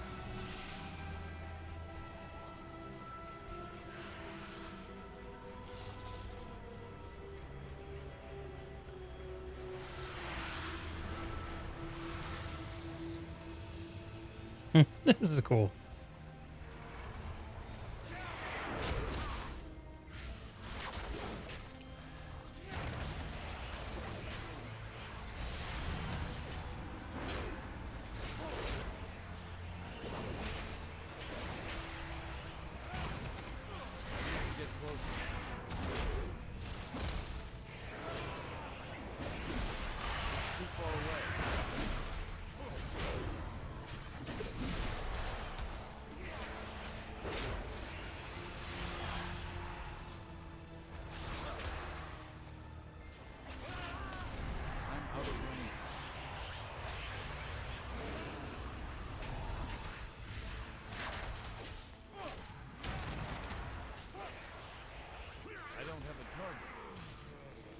Okay. Do we have an orb?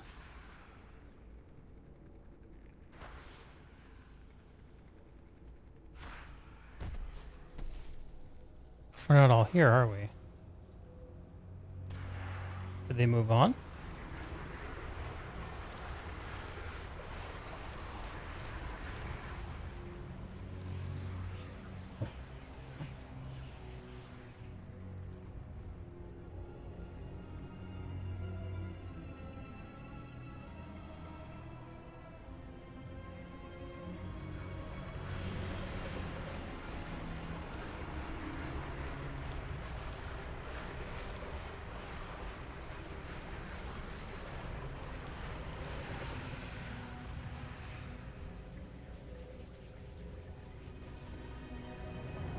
Nothing. These mobs just suck. Okay, not my fault. That's good. It's too far away.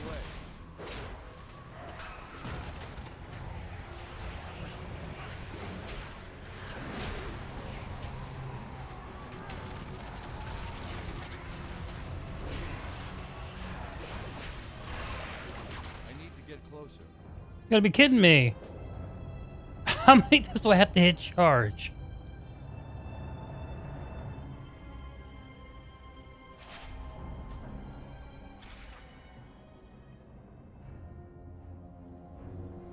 Oh my fucking god. How do I get back to them?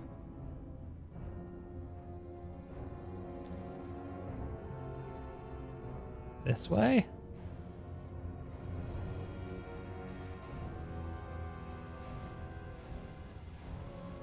God, I hope it's this way.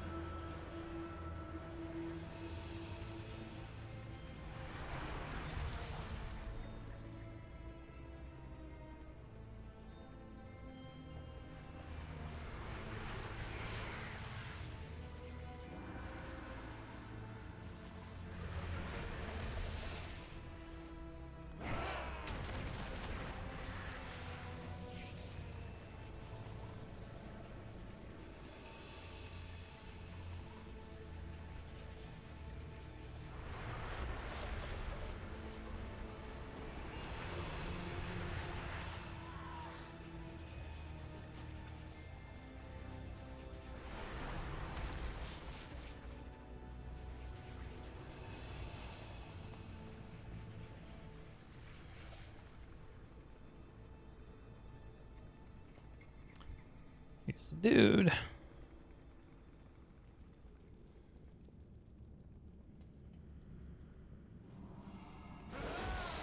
Your souls are mine to claim. Let your fears consume you.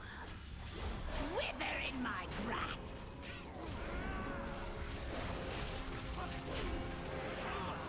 Relinquish your soul. No, you relinquish yours. What if I don't want to? Let your fears consume you. There is no escape for you. I will rip your soul from your body.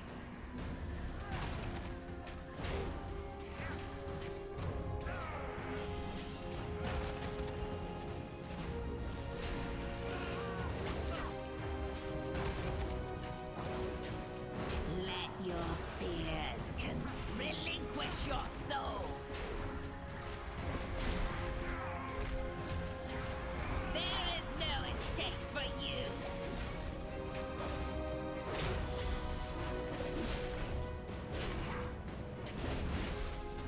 Perhaps I can make use of you later. Does not end here. Bone band. Challengers have passed the first trial. Wow, that's a big They're upgrade. still a long way from the title.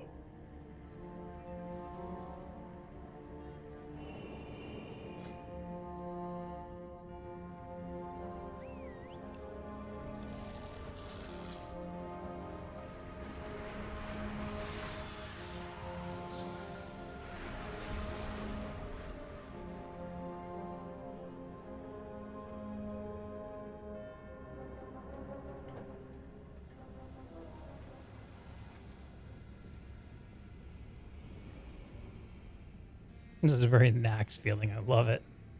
The spoke wheel design. Wheel here, except for the hunter. All right. Look what we have here. Fresh meat.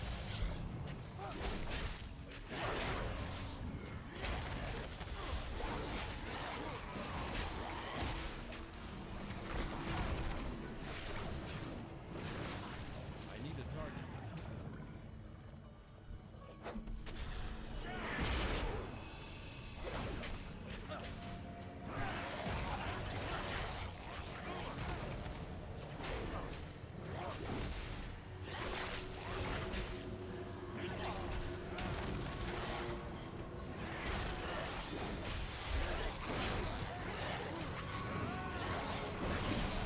A little late on that challenging shout.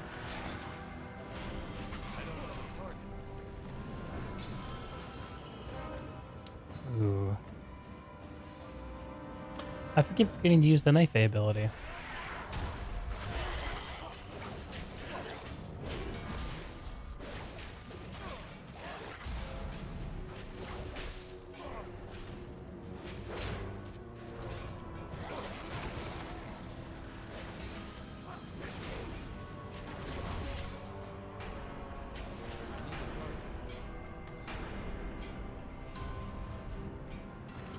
Left or right?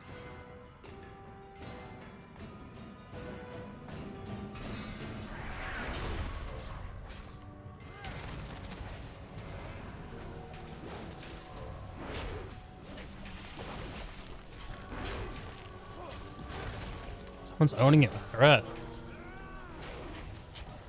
For them.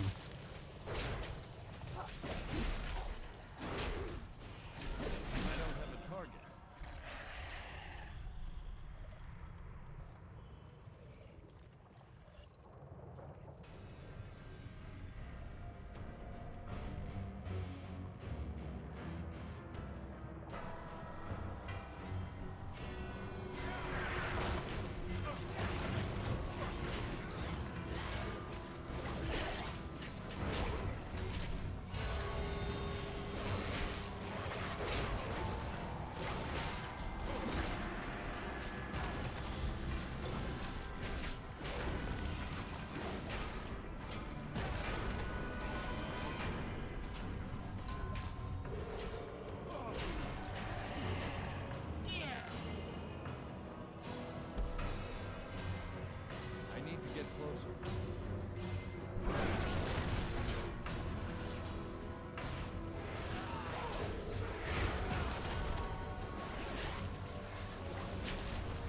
I'm out of range. Oh, that's not cool.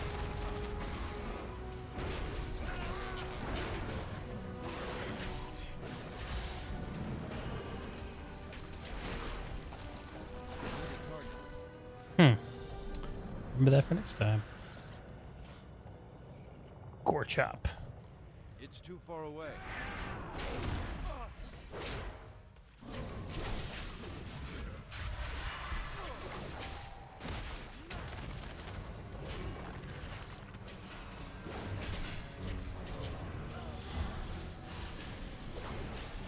I need to get closer.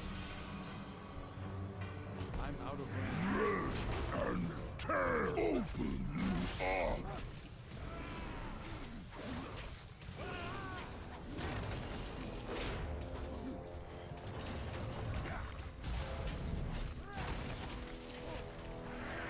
Gonna chop you up. Oh my god.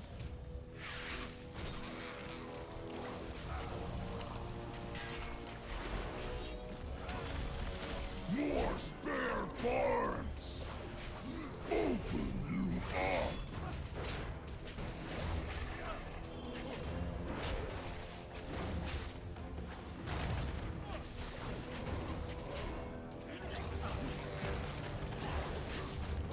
chop you up!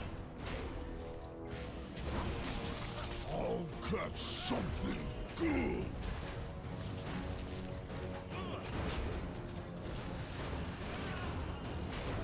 Open you up!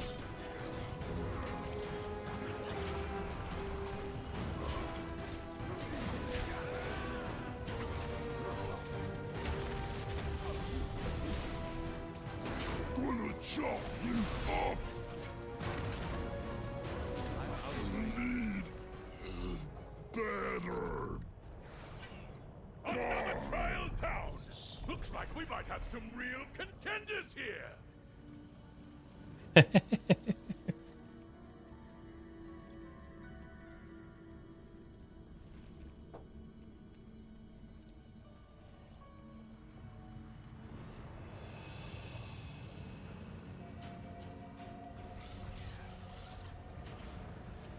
Let's not forget the meat hook.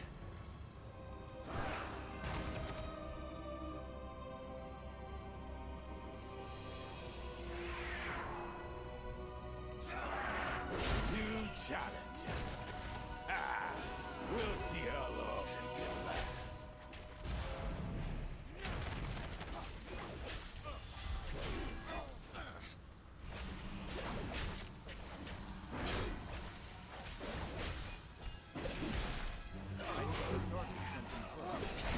I don't have a target.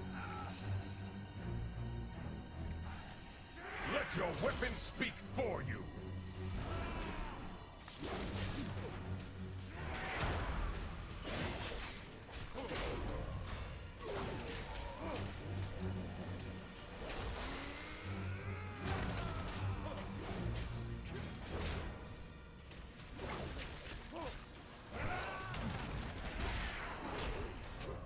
I should stay in for those. Meat hook, I remembered. Okay. I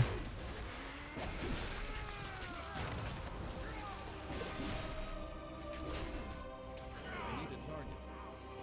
Oh, that was just a mini boss. Should have done all those cooldowns.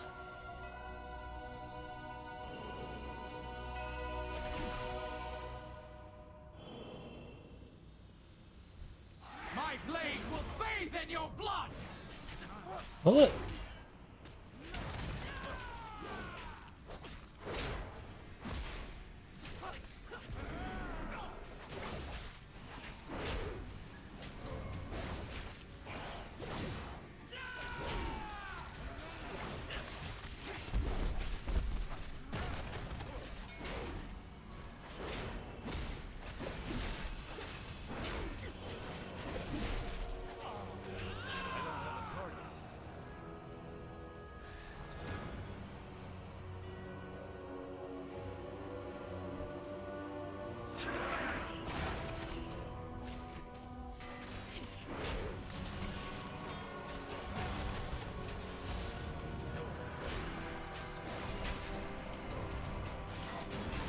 Too far away.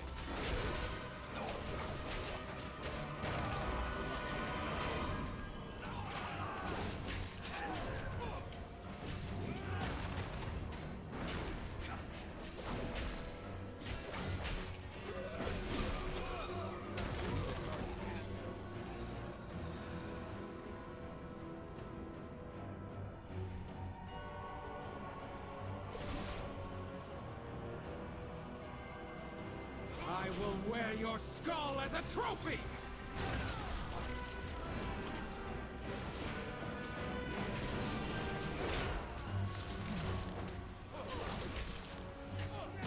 I just block those, doesn't matter.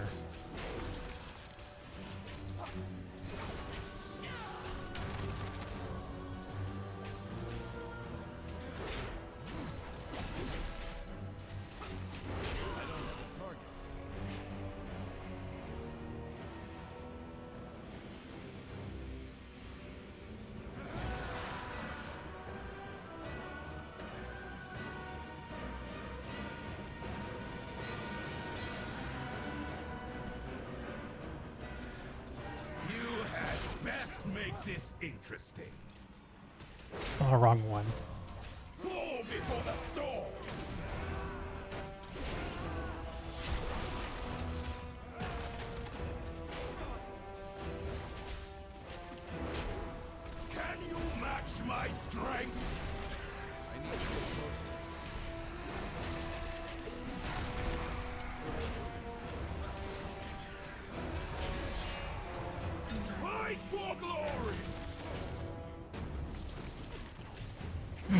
Someone got chucked. Before the storm.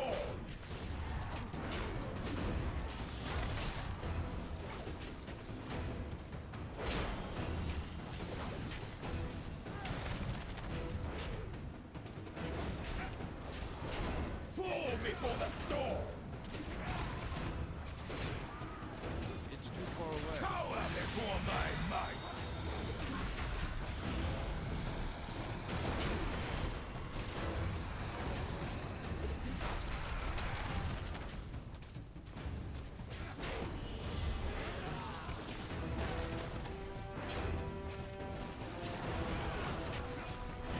Fall before the storm.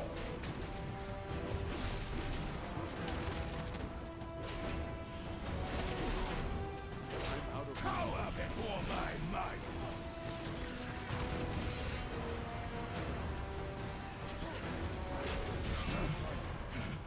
That was a good incredible.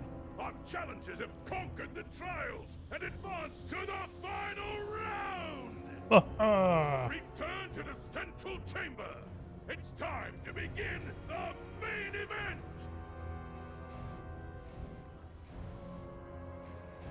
Okay. Soldiers of Maldraxxus! Are you ready for some carnage? Our Rah, rising rah, stars rah. now face the longest reigning champion the Theater of Pain has ever known! Ordretha, the Endless Empress! Endless Empress, huh? Last, a worthy contender! Alright, Mordreth, let's see what you got. Behold my power and despair! Okay, Kate Blanchett.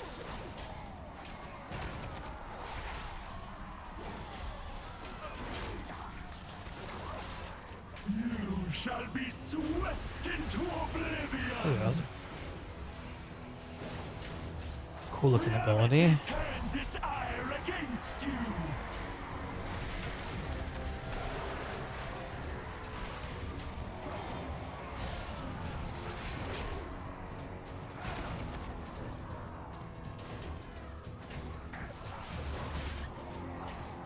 You shall be swept into oblivion!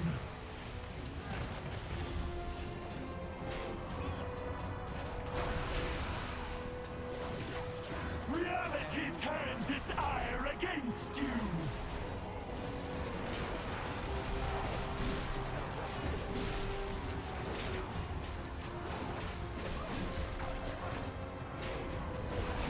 No things Gotcha. must end. Yes! Moldretha has been defeated! Not a lot of loot Hardly this run. believe it! All hail It's all good the though. new champions of the arena! Victory and glory are yours! May you fight forever! More Walker! GG.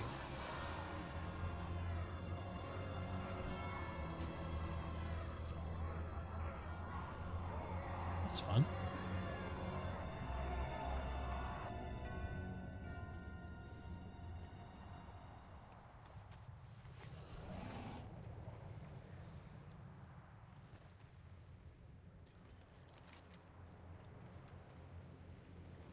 I guess I still have that on yourself, Dev Morta. We can find a group for this.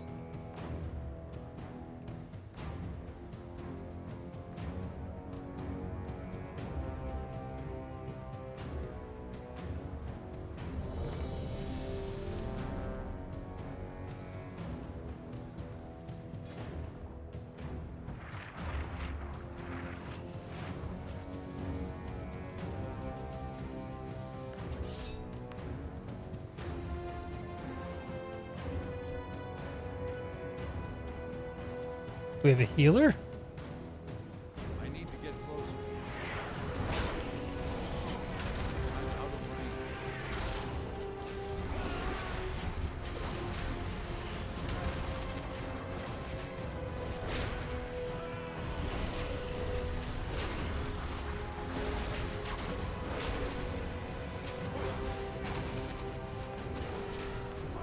I gotta watch the cast bar.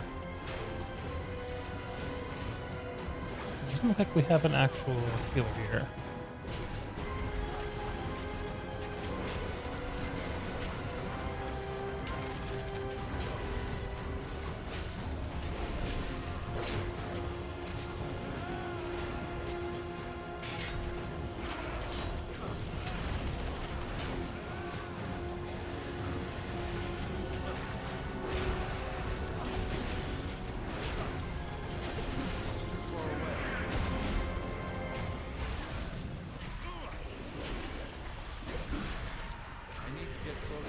Gotcha. Beautiful.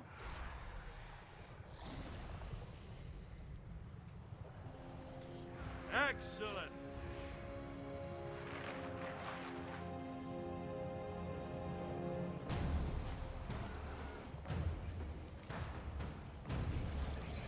Let's go turn these in. That was a fun dungeon. Theater of Pain. I haven't done it before.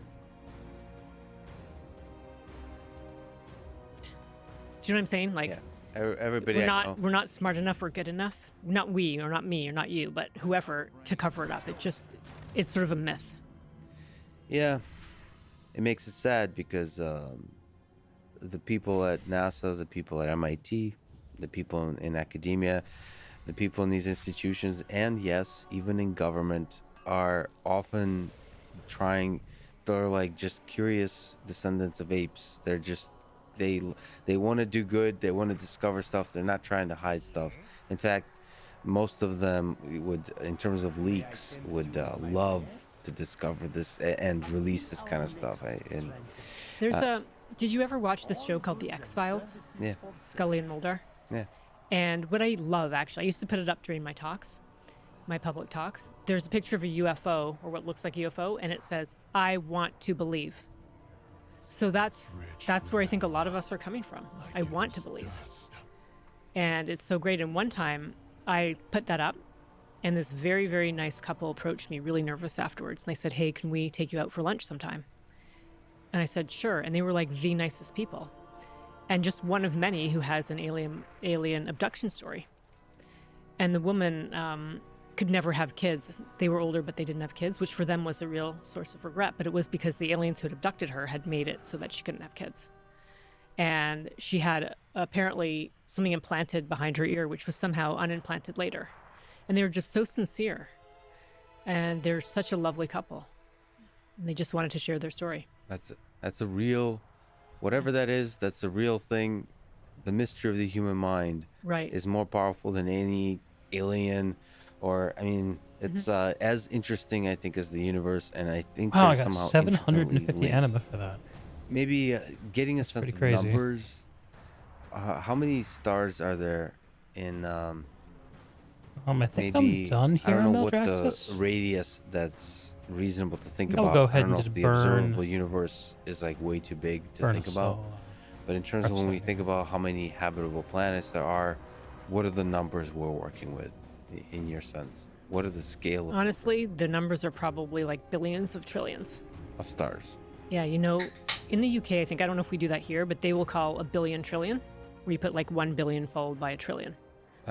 Yeah, it's kind of weird. But here, I don't even know how to say the number, 10 to the 20. Like, if you know what that is, that's 1 followed by 20 zeros. That's a big number. And we don't have a name for that number. There's so many. A Bill Trill.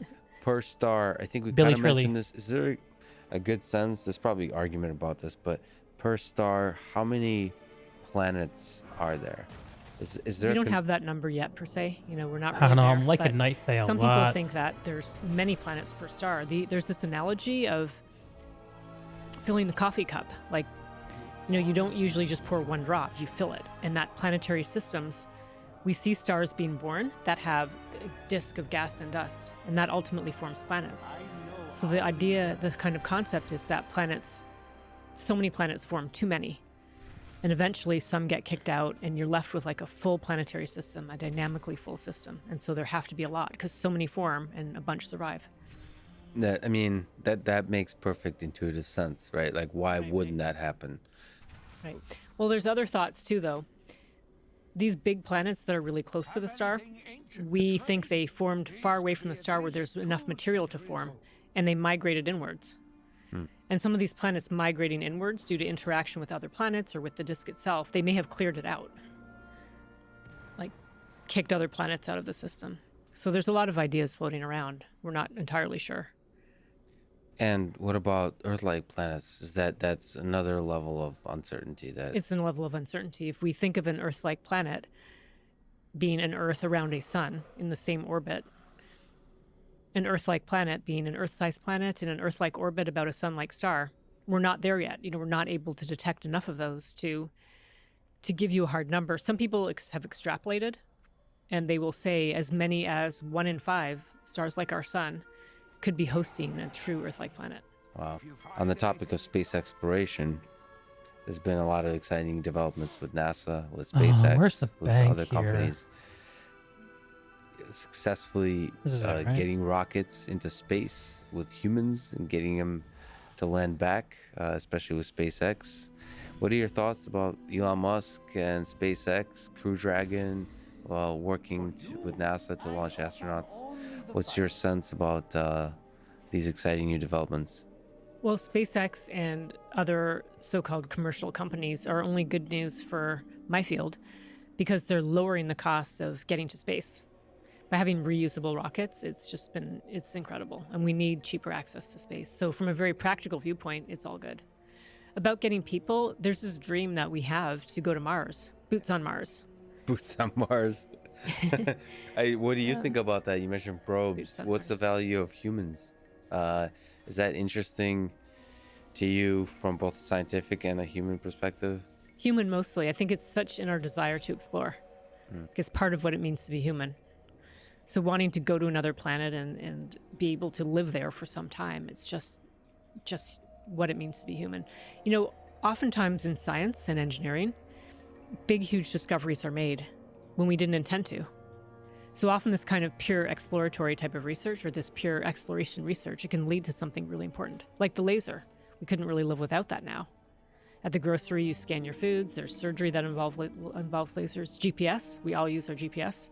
We don't have GPS because someone thought, hey, it would be great to have a navigation system. And so I really think it comes primarily just from the desire to explore.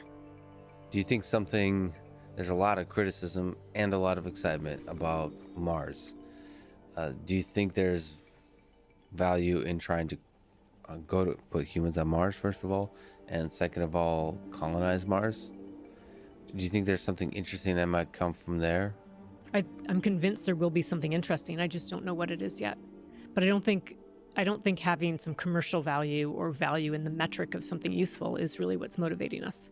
So really, you see exploration as a long-term investment into something awesome that eventually will be commercial value. I do, actually. Yeah. I do. So what about visiting?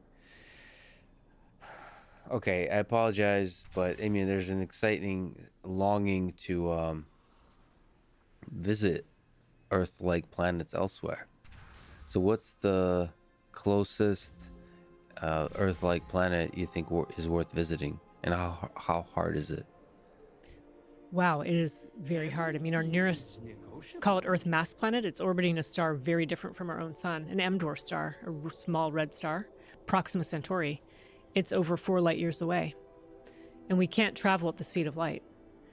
We can't even it would take tens of thousands of years to get there with conventional methods. So the movies like multi-generationally. This movie Passenger, have you seen that movie? Passenger.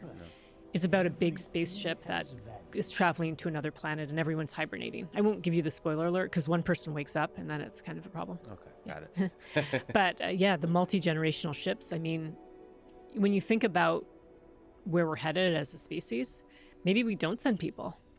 Maybe we end up sending raw biological materials and instructions to print out humans. It sounds kind of far-fetched, but already we're printing like liver cells in the lab and beating heart cells. We're starting to reconstruct body parts. I mean, the thing is, it is so hard to get to another planet that this thought of printing humans or printing life forms actually could be easier. Yeah, that's somehow so sad to think to think of the idea that we would launch a successful spaceship that has multi-generational, like non-human life, and it's going to reach other intelligent life, and by the time they figure out where it came from, human civilization will be extinct. Wow, yeah, that is really I mean, suffering. that's one. There's a tempting thing to think about. What are the possible trajectories? So, you know, Elon keeps talking about multi-planetary, us becoming multi-planetary species. I mean, sure, Mars is a part of that, but like the dream is to really expand outside the solar system.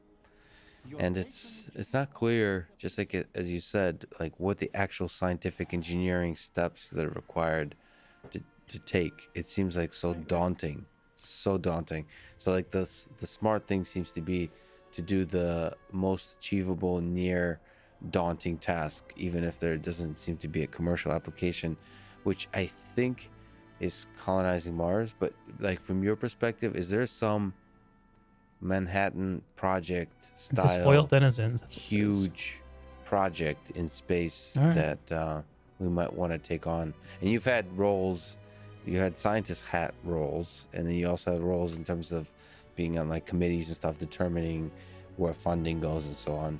So like, is there a huge like multi-trillion, we've been throwing the T word around recently a lot, right. but these huge projects that we might want to take on? Well, first of all, we want to find the planets like Earth first. Like just even finding those Earth-like planets is $1 billion endeavor, billions of dollars endeavor.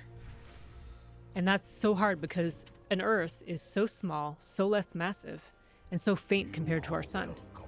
It's the proverbial needle in a haystack, but worse. And we need very sophisticated space-based telescopes to be able to find these planets and to look at them and see which ones have water and which ones have signs of life on them. Yeah, the Starshade project that you're part Starshade. of. Starshade, yeah. This is probably the most badass thing I've ever seen. Right. And you know what's interesting? Can you describe what it is first of all? Starshade. So what's amazing about Starshade is it was first conceived of in the 1960s. Imagine that, and revisited every decade until now when we think we can actually build it. And Starshade is a giant specially shaped screen. It is about, there's different versions of it, but think about 30 meters in diameter. So you're blocking out the sun. You're effectively blocking out the star. Yeah. So that you can see the planet directly. And Starshade would have a spacecraft attached to it, and it would fly in space far away from Earth's gravity. And it would have to formation fly with a space telescope. So the idea is that Starshade blocks out the starlight in a very careful way. And it has to block that starlight out so that the planet, that is 10 billion times fainter than the star, that only the planet light goes to the telescope. Yeah, so in formation, meaning the telescope flies in, you've given a presentation on this, but like it would fly like in, this is extremely high precision endeavor. Yeah, we had this analogy like asking a friend to hold up a dime 5 miles away. Yeah. Perfectly, like at the perfect line of sight with you. Yeah. And the shape of it is pretty cool. I mean, I don't know exactly what the physics of that, like what the optics are that require that shape. I can tell you. It turns out that if you block out a star, imagine blocking out a star with a circularly or a square-shaped screen. You wouldn't actually be blocking it. Because the star acts like a wave. The starlight can act like a wave, and it would actually bend around the edges of the screen. And so instead of blocking out the light, you're expecting to see nothing, you would see ripples. And the analogy that I love to give, it's like throwing a pebble in a pond. You know, you get those ripples, you get these concentric ripples, and they go out. And light would do something quite similar. You'd actually see ripples of light. And those ripples of light, they're actually way brighter than the planet we'd be looking for. So, okay, so they would introduce this noise that's... Yeah, noise. And so this Starshade, it's like a mathematical solution to the problem of diffraction, it's called. And this is what the first person who thought about Starshade in the 1960s worked out, the mathematical shape, or one family of solutions. And the idea is that when the Starshade, this very special shape like a giant flower with petals, when it blocks out the light bends around the edges but interacts with itself in a way to give you a very, very dark image. It would be like throwing a pebble in a pond. And instead of getting ripples, the pond would be perfectly smooth, like incredibly smooth to 1 part in 10 billion. And all the waves would be on the outer edges, far away from where you drop that pebble. And so this camera would be able to, this telescope would be able to get. So is the get Steward some of the Day signal from thing the only planet for then. Kyrians? Yes, and it would be hard because the planet is so faint. But with the star out of the way, the glare of that bright, bright, bright star, with that out of the way, This then it zone does have becomes some good vibes a to much it. more manageable task. So how do we get that thing out there? We're still working with unlimited money. Okay, working with unlimited money.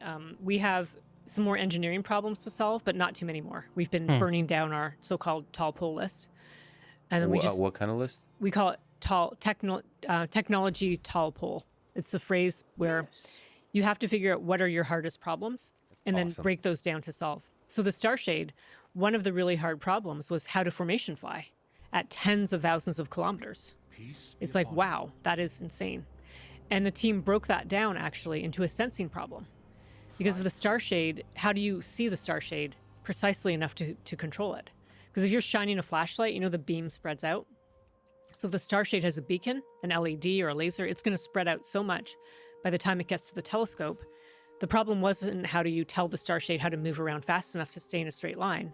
The problem was how are you able to sense it well enough? So problems like that were broken down, and money that came from NASA to solve problems is put towards solving it. So we've got through most of the hard problems right now. Another one was that Starshade, even though it's looking at a star, light from our own sun could hit the edges of the Starshade and bounce off into the telescope, believe it or not. And that would actually ruin it because we're trying to see this tiny, tiny signal. So then the question is, how do you make a razor thin edge? Like those petal edges would have to be like a razor. And what materials can you use? So there's a series of problems like that. So, wow, so there's a materials problem in there? Some of them, materials Wow. problem. And there's one, so we so cool. almost finished solving all those problems. And then it's just a matter of building one and testing it in a full-scale size facility. And then building the telescope, it's just a matter of time to build everything and get it up for launch. So this is an engineering. Close engineering, yeah. It's This close. is an engineering project. It's So- a real engineering project. So I actually can tell you about two other projects that are not mine. I like to call Starshade mine because it was my project that I helped make it mainstream, where that line is constantly shifting. When I got this leadership role on Starshade, I remember telling people about it. And it was definitely not on the mainstream okay line. It was on the giggle factor side of the line. Giggle factor. And people would just laugh, like, that's dead. Like, you can never formation fly. Or they'd say, why are you working on that? That's just so not, it's not This fun. is so awesome. There's a few things you've done in your life, and that's when I first saw Starshade. I was like, "What?" I keep forgetting to Really? buy food. And then like it sinks in. I mean, it's the same thing I felt with like Elon Musk or certain people who do crazy stuff. And like they actually make it work. I mean, if you get Starshade information flying together, I mean, how awesome is that? If you actually make that happen, even like from the robotics perspective, even if it doesn't give us good data, that's just like a cool thing to get out there. That's I mean, really it's cool. really exciting. Really cool. So there's two other topics that aren't mine, but I still love them. Yeah. One of them, let's just talk about it briefly, because it's not a probe, but it's the idea to send a telescope very far away to 500 times the Earth's sun distance. And this is way farther than the Voyager spacecrafts are right now. And to use our sun as a gravitational lens, to use our sun to magnify something that's behind it. It's got to sink in for a minute. Yeah, exactly. But I mean, I don't know what the physics of that is, like how to use the sun. In astronomy, and Einstein thought about this initially, we can use massive objects bend space. Yeah. And so light that should be traveling like straight, it actually travels around the warped space. And somehow you figure out a way to use that for magnification. You have a way to use that for magnification, that's right.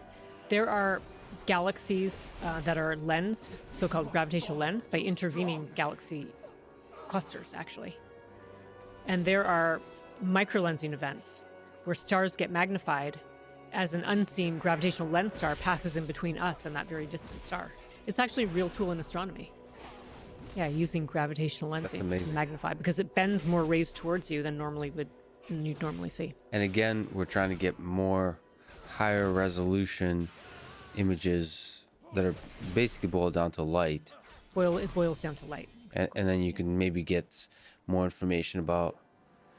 Well, in this case, you would ask me, let's say, if this thing could get built, it would take like something like they like to say 25 years to get from here to there. Mhm. 25 years, and then it could send some information back to us. And then you'd say, so Sarah, how many pixels? And I wouldn't say 1 or less than 1. I'd say, could be like 10 by 10 pixels. Could be 100 pixels, which would be awesome. I mean, So- it's still crazy that we can get a lot of information from that. Crazy, right? And it's crazy for a lot of other reasons because, again, you have to line up the sun and your target. You'd only have one telescope per target because every star is behind the sun in a different way. So it's a lot of complicated things. But What about the second? the second one, it's called Starshot. Starshot means like big dreams. And it's an initiative by the Breakthrough Foundation. And Starshot is the concept to send thousands of little tiny spacecraft, which they now call Starship. So instead of Starship, it's Starship. And there's a little chip. And the Starship, so like thousands of little turtles being born, they're not all going to make it. Because they just send lots of them. And each of these starships, once they're Help me. launched into, I guess, low Earth orbit, they will deploy a solar sail that's a few meters in diameter. And the idea is that on Earth, Crap. we would have a bank of... This one is still a bit on the other side of the line, but so we'd have a bank of telescopes That with was lasers. super disappointing. That'd be like a gigawatt One power. misclick. And these lasers would momentarily shine upwards and accelerate. They'd hit these sails. They'd be like a power source for the sail and would accelerate the sails to travel at about a 20th the speed of light. And Is that as crazy as it sounds? well, I like, mean- like What is this?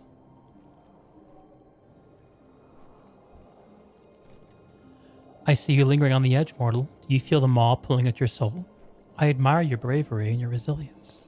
I would test it. If you're truly what they say you are, then I challenge you. Defeat me and I will walk Bastion once more. Succumb and I shall divorce your anima from you once more. What do you say? Okay.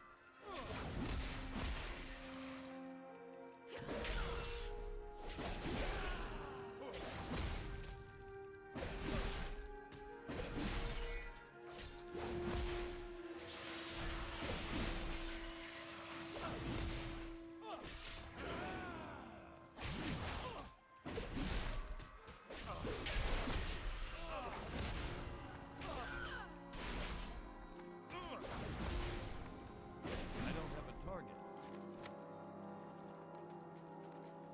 That was neat.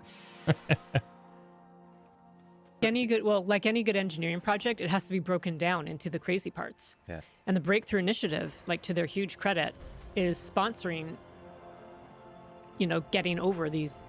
Actually, they listed 19 challenges. Yeah. So it's broken down to concrete things.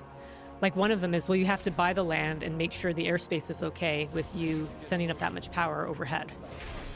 Another one is you have to have material on the sail where the lasers won't just vaporize it. Well, so there's a lot of issues. But anyway, these sails would be accelerated to 20th the speed of light, and their journey to the nearest star would no longer be tens of thousands of years, but could be 20 years. Okay, 20. So it's not as bad as tens of thousands. Yeah. And this these thousands or however many make it, they'll go by the nearest star system and snap some images and radio the information back to Earth. Because they're traveling so fast they can't slow down. Damn, They'll the zoom by, knockdown take on some this photos, skill is send it so back. good. High res. Yeah. But see, just what I want you to pause on for a second is that just by making that a real concept. And the money given won't make it happen, but what it's done is it's planted the seed. And it's shifted that line from what is crazy to what is a real project. It's shifted it just ever so slightly enough, I think, to plant the seed that we have to find a way to somehow find a way to get there. That is, again, to stay on that is so powerful. Take a big crazy idea and break it down into smaller crazy ideas, order it in a list, and knock it out one at a time. I don't know. I've never heard anything more inspiring from an engineering perspective, because that's how you solve the impossible things. So you open your new book discussing Rogue Planet PSO J318. I never said this out loud. 0.522. So a rogue planet, which is just this poetic, beautiful vision of a planet that, as you write, lurches across the galaxy like a rudderless ship wrapped in perpetual darkness, its surface swept by constant storms, its black skies raining molten iron. Just like the vision of that, the scary, That's so fucking metal. The darkness, just how not pleasant it is for human life, just the intensity of that metaphor, I don't know. And the reason you use that is to paint a feeling of loneliness, And I despair. think, and despair. And why, maybe on the planet side, why does it feel, maybe it's just me, why does it feel so profoundly lonely on that kind of planet? What I think it's because we all want to be a part of something, a part of a family, or a part of a community, or a part of something. And so our solar system, and by the way, it's sort of like This is a little painful. like when you treat yourself to like eating an entire tub of ice cream.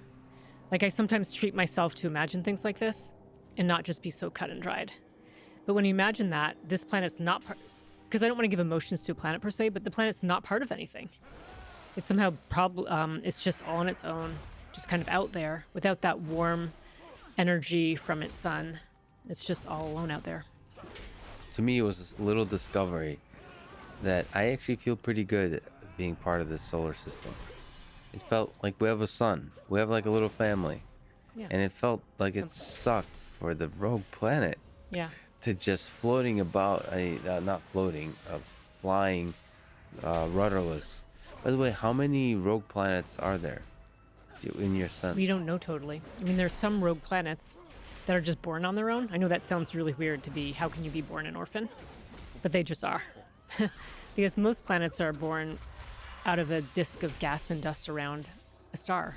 But some of these small planets are like totally failed stars. They're so failed, they're just small planets on their own.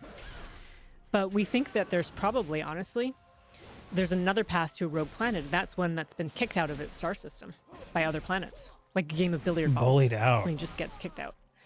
We actually think there's probably as many rogue planets as stars. No, flying out there. Scary. Fundamentally alone. So the book is, Okay, the second is time. a memoir. All right. Is about your life, and Fair it enough. weaves both your fascination I can take on one a with week. planets outside the solar system and the path of your life. And you lost your husband, which is a kind of central part of the book that created a feeling of the rogue planet. By the way, what's the name of the book? The name of the book is The Smallest Lights in the Universe. What's up with the title? What's the Well, meaning? the title has a double meaning. On the face of it, it's the search for other Earths. Earths are so dim compared to the big, bright, massive star beside them. Searching for the Earths is like searching for the smallest lights in the universe. It has this other meaning too. I really hope that you or the other people listening never get to the place where you've fallen off the cliff into this horrible place of huge despair. And once in a while you get a glimmer of a better life, of some kind of hope. And those are also the smallest lights in the universe. Well, maybe we can tell the full story Listen to this woman. before we talk about the glimmer of hope. What did it feel Wow. like to first find out that your husband, Mike, was sick? It was incredibly frustrating. Like lots of us have had some kind of problem that the doctors completely ignore. Just that they kept blowing him off. It's nothing. Are they paid to just say it's nothing? I mean, it's just insane. I was just so angry. And we finally got to a point where he was really sick. He was like in bed, not able to move, basically. And it turned out all the things they ignored and not done any tests, he had like a 100% blockage in his intestine. Like 100%. Oh my God. Like nothing could get out, nothing could get in. And it was pretty shocking to even hear then that it could be nothing. What was the progression of it in the context of maybe the medical system, the doctors? I mean, what did it feel like? Did you feel like a human being? I felt like a child. Like the doctors were trying to water down the real diagnosis or treat us like we couldn't know the truth or they didn't know. You know, I felt mixed. Like, it's not a good situation if you think the doctor either has no idea what he or she is doing or if the doctor's purposely, let's just say, lying to you to sugarcoat it. Like, I didn't know which one of it was, but I knew it was one of those. What were the things he was suffering from? Well, initially, he just had a random stomachache. I hate to say that out loud because I know a lot of people will have a random stomachache. Yeah. But so he just had a bad stomachache, and then, this is weird. A few days later, another bad stomachache, kind of gets worse. Might go away for a few weeks, might come back. And at the time, all I knew was my dad had that same thing. Not the same identical system, but he had these really weird pains, and he ended up having the worst diagnosis. One of the worst diagnoses you can get from a random stomachache is pancreatic cancer.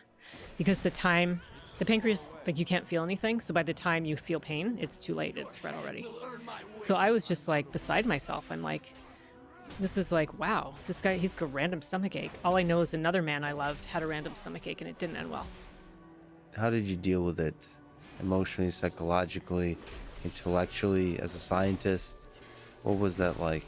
That whole, because it's not immediate, it's a long journey. It's a long journey, and you don't know where the diagnosis is going. So anyone who's suffered from a major illness, there's like always branches in the road. So, you know, he had this intestinal blockage. I can't imagine someone in their 40s having that and that be normal. But the doctor's like, it could be nothing. Could just cut it out. You don't need most of your intestine. It's a repeating pattern. Just cut that out. It could be fine. But it ended up not being fine, and he was diagnosed as being terminally ill.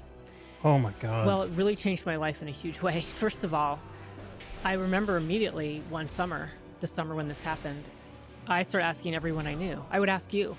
I don't know, it's not my job to put you on the spot. I'd say, you have 1 year to live, or 2 or 3. Don't what will pull you do those differently guys. about your life now? I don't want Lex, them. you have 1 year to live. What would you do? I mean, it's hard. I don't know if you want to answer that. No. I think about it a lot. I mean, that's a really good thing to meditate on. We can talk about maybe I'm hosed. how, why you bring that up, why, if it is or not a heavy question, but It's very heavy. I get, I think about mortality a lot, and for me, it feels like a really good way to focus in on is what you're doing today, What if the faster to people do you the have dungeon? around you, the family you have. Is it, does it bring you joy? Does it bring you fulfillment? And basically, Necrotic Wake. for me, of long Maybe it's ago, not too late. tried also to have be like a ready to weekly for die Necrotic any Wake. day. So like today, you know, I kind of woke up looking for, I was nervous about other talking side, to Waycrest I matter. really admire your work, and the book is very good, and it's a super exciting topic. No, I do have this. But Okay, then, we're gonna you know, go. There's this also feeling like, if this We're is gonna go the do last Necrotic Wake. conversation I This have is in my life, ridiculous. you know, if I die today, will this be the right? Like, am I glad today happened? And it is, and I am glad today happened. So that's the way. And that's so unique. I never got that answer from a single person. The busyness of life, there's goals, there's dreams, there's like I'm planning. gonna rewind that. And very few people. It feels like a really good way to focus in on is what you're doing today, the people you have around you, the family you have. Is it does it bring you joy?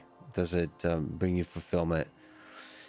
And basically, for me, of long ago, tried to be ready to die any day. So like today, I kind of woke up looking for. I was nervous about talking to you. I really admire your work, and the book is very good, and it's a super exciting topic. But then, there's this also feeling like, if this is the last conversation I have in my life, if I die today, will this be the right? Like, am I glad today happened? And it is, and I am glad today happened. So that's the way. And that's so unique. I never got that answer from a single person. The busyness of life. There's goals, there's dreams, there's like plans. And very few people make it happen. That's what I learned. And so a lot of these people. Oh, like you run out of time. It's not so much you run out of time, but I'd come back later and be, well, okay, well, why don't you do that? And if that's what you would do, if you're going to die a year from now, why don't you make it real? Simple things. Spend more time with family.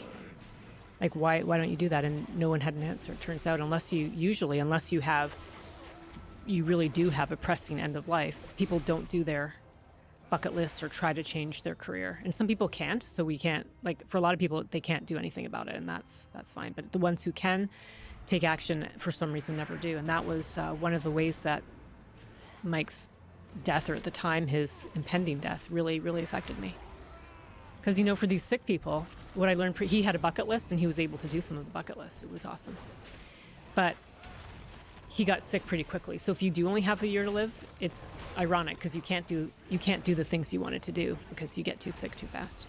What were the bucket list things for you that you realized, like, what am I doing with my life? That was the major concept of him. After he died, I didn't know. Like, I was just lost, because when something that profound happens, all the things I was doing, most of the things I was doing were just meaningless. It was so tough to find an answer for that. And that's when I settled on, I'm going to devote the rest of my life to trying to find another Earth, and to find out, to find that we're not alone. How poetic. What is that longing Wow. for connection with others? It's an incredible story. What's that about?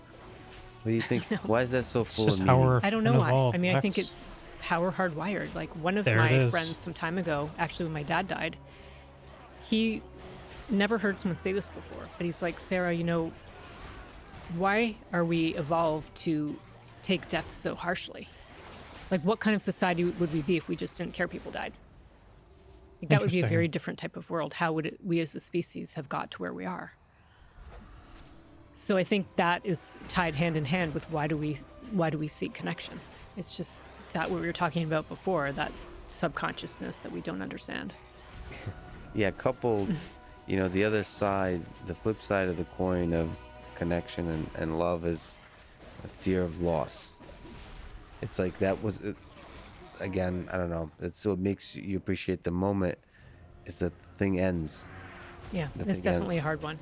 The thing ends, but What? and it's hard to not, you wouldn't want to limit. Like, it's like my dog, who I love so much, I'll start to cry. Like, I can't think about the end. I know he'll age much faster than I will, and someday it will end, right? But it's too sad to think of. But should I not have got a dog? Right. Should I have not brought this sort of joy into my life because I know it won't be forever? It's Well, there's a philosopher, Ernest Becker, who wrote a book, Denial of Death, and just and Warm of the Cores, and there's another book talks about terror management theory. Sheldon Solomon, I just talked to him a few weeks ago.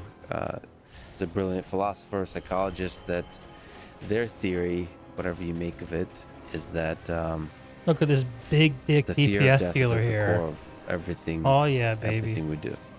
So like, that you think you don't think about the mortality of your dog, but you do, and that's what makes the experience rich. Like, there's this kind of, like, in the shadows lurks the knowledge that this won't last forever, and that makes every moment just special in some kind of weird way that the moments are special for us humans. I mean, sorry to use romantic terms like love, but Okay. what did you learn about love from Should we kill the last from gatekeeper first? I losing feel it. like we should. from losing your husband? Nope. Okay. Going over Well, here. I learned to love the things I have more. I learned to love the people that I have more. And to not let the little things bother me as much. What about the rediscovery or like the discovery of the little lights in the darkness? So the book, I think you brilliantly describe the dark parts of your journey, but maybe can you talk about how you were able to rediscover the lights?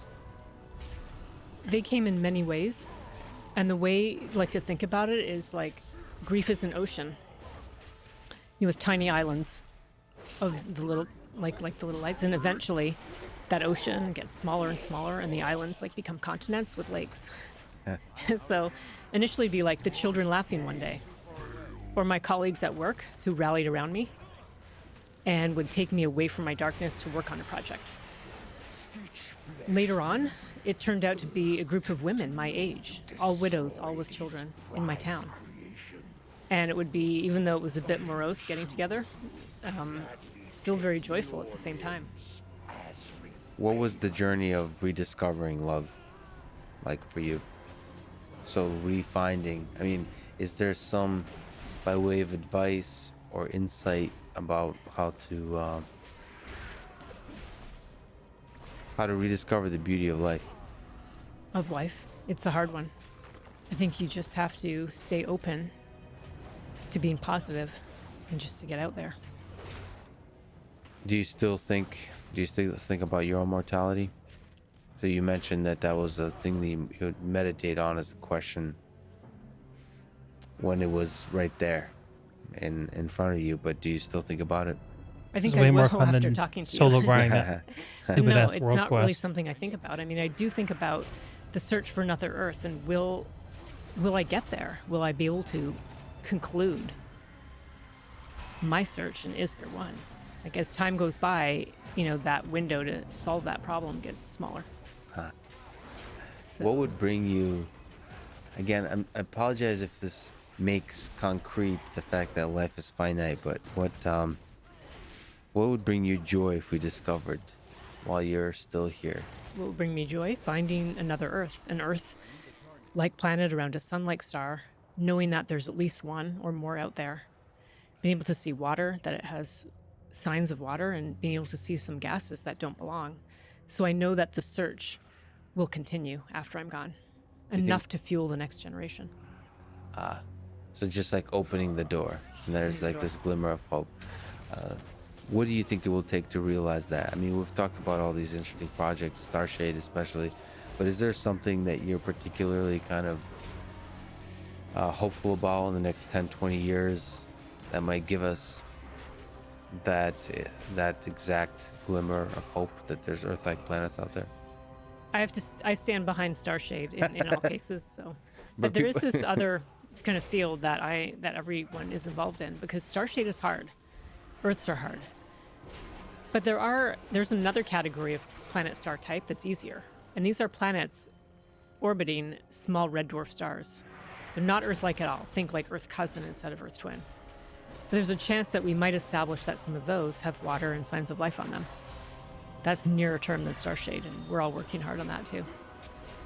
Let me ask, by way of recommendations, I think a lot of people are curious about this kind of stuff. What 3 books, technical or fiction or philosophical or anything really, Man, I love had Aftershock an for impact on dungeons. your life and or you would recommend, besides of course your book? There's one book I wish everyone could read. I'm not sure if you've read it. It's actually a children's book, like a young adult book. It's called The Giver. Yes, And it is a book Whoa. that kids in school read now, and I only. Sorry, that's wow. Cause sorry, that caught me off guard. So when I first came to this country, I didn't speak much. It's really what made me. It had a profound impact on my life, Wow. and at a really important moment because they give it to kids. Like I think It's like middle school, I think, or maybe grade, elementary. yeah, something like that. Well, I'm so surprised you've even heard of this book. Yeah, Wow, so it's they just give it, amazing. but like it's the value of giving the right book to a person at the right time. Wow. I was because it's very accessible. Do we want to share what the story is without spoiling it? Yeah, you can without spoiling, right? Well, it yeah. follows this boy in this very utopic society that's like perfect. It's Go been all DPS. clean cut and made perfect, actually. And as he kind of comes of age, he starts realizing something's wrong with his Beautiful. world. And so it's part of that question: are we going to evolve as? I mean, this isn't what's there, but it made me wonder. Are we evolving to a better place? Is there a day when we can eliminate, poverty and hunger and crime and sickness? In this book, they pretty much have in the society that the boy's in, and sort of follows him, and he becomes the chosen one to be like a receiver. The giver's the old wise man who retains some of the harshness of the outside world so that he can advise the people. As the sort of boy comes of age and is chosen for this special role, he finds the world isn't what he expects. And I don't know about you, but it was so profound for me because it jolts you out of reality. It's like, oh my God, what am I doing here? I'm just going with the flow with my society. How do I think outside the box and the confines of my society, which surely carries negative things with it that we don't realize today? Yeah, and also, and the flip side of that is, if you do take a step outside the box on occasion, what's the psychological burden of that? Like, is that a step you want to take? Is that the journey you want to take?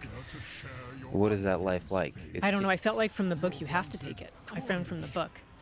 I never thought, like, now that you're saying it, I see what you're saying. The burden is huge, but I always felt like the answer is yes. You absolutely want to know what's outside, but you can't do that if you're it's hard to be objective about your own reality. Yeah, I mean, it's a very human instinct, but it also, the book kind of shows that it has an effect on you. And it's a really interesting question about our society taking a step out. It's by Lois Lowry, I think is how you pronounce it. I really do hope everyone can read it. And it is a young adult book, but it's incredibly, I'm really glad. I only read it because my kids got it for school. I just thought, okay, well, why don't I just see what this is about? And wow. Yeah, I think it's also the value of education. I think, I'm surprised you mentioned it. I've never What a really long mentioned time without anybody. a heel I'm sure there. a lot of people had the similar experience like me, and maybe It's a generational thing, though, because like the book came out, I think, in the 90s. So if you're older than like me, that book didn't exist when we were in middle school. So I just do think a lot of people won't have heard of it. But it's the interesting question of like Resme, yo. those books. I mean, I'm reminded often, I suppose the same is true with other subjects, but books are special. At early age, I'm running like middle back. school, maybe early high school, those can change like the direction of your life. And also certainly teachers.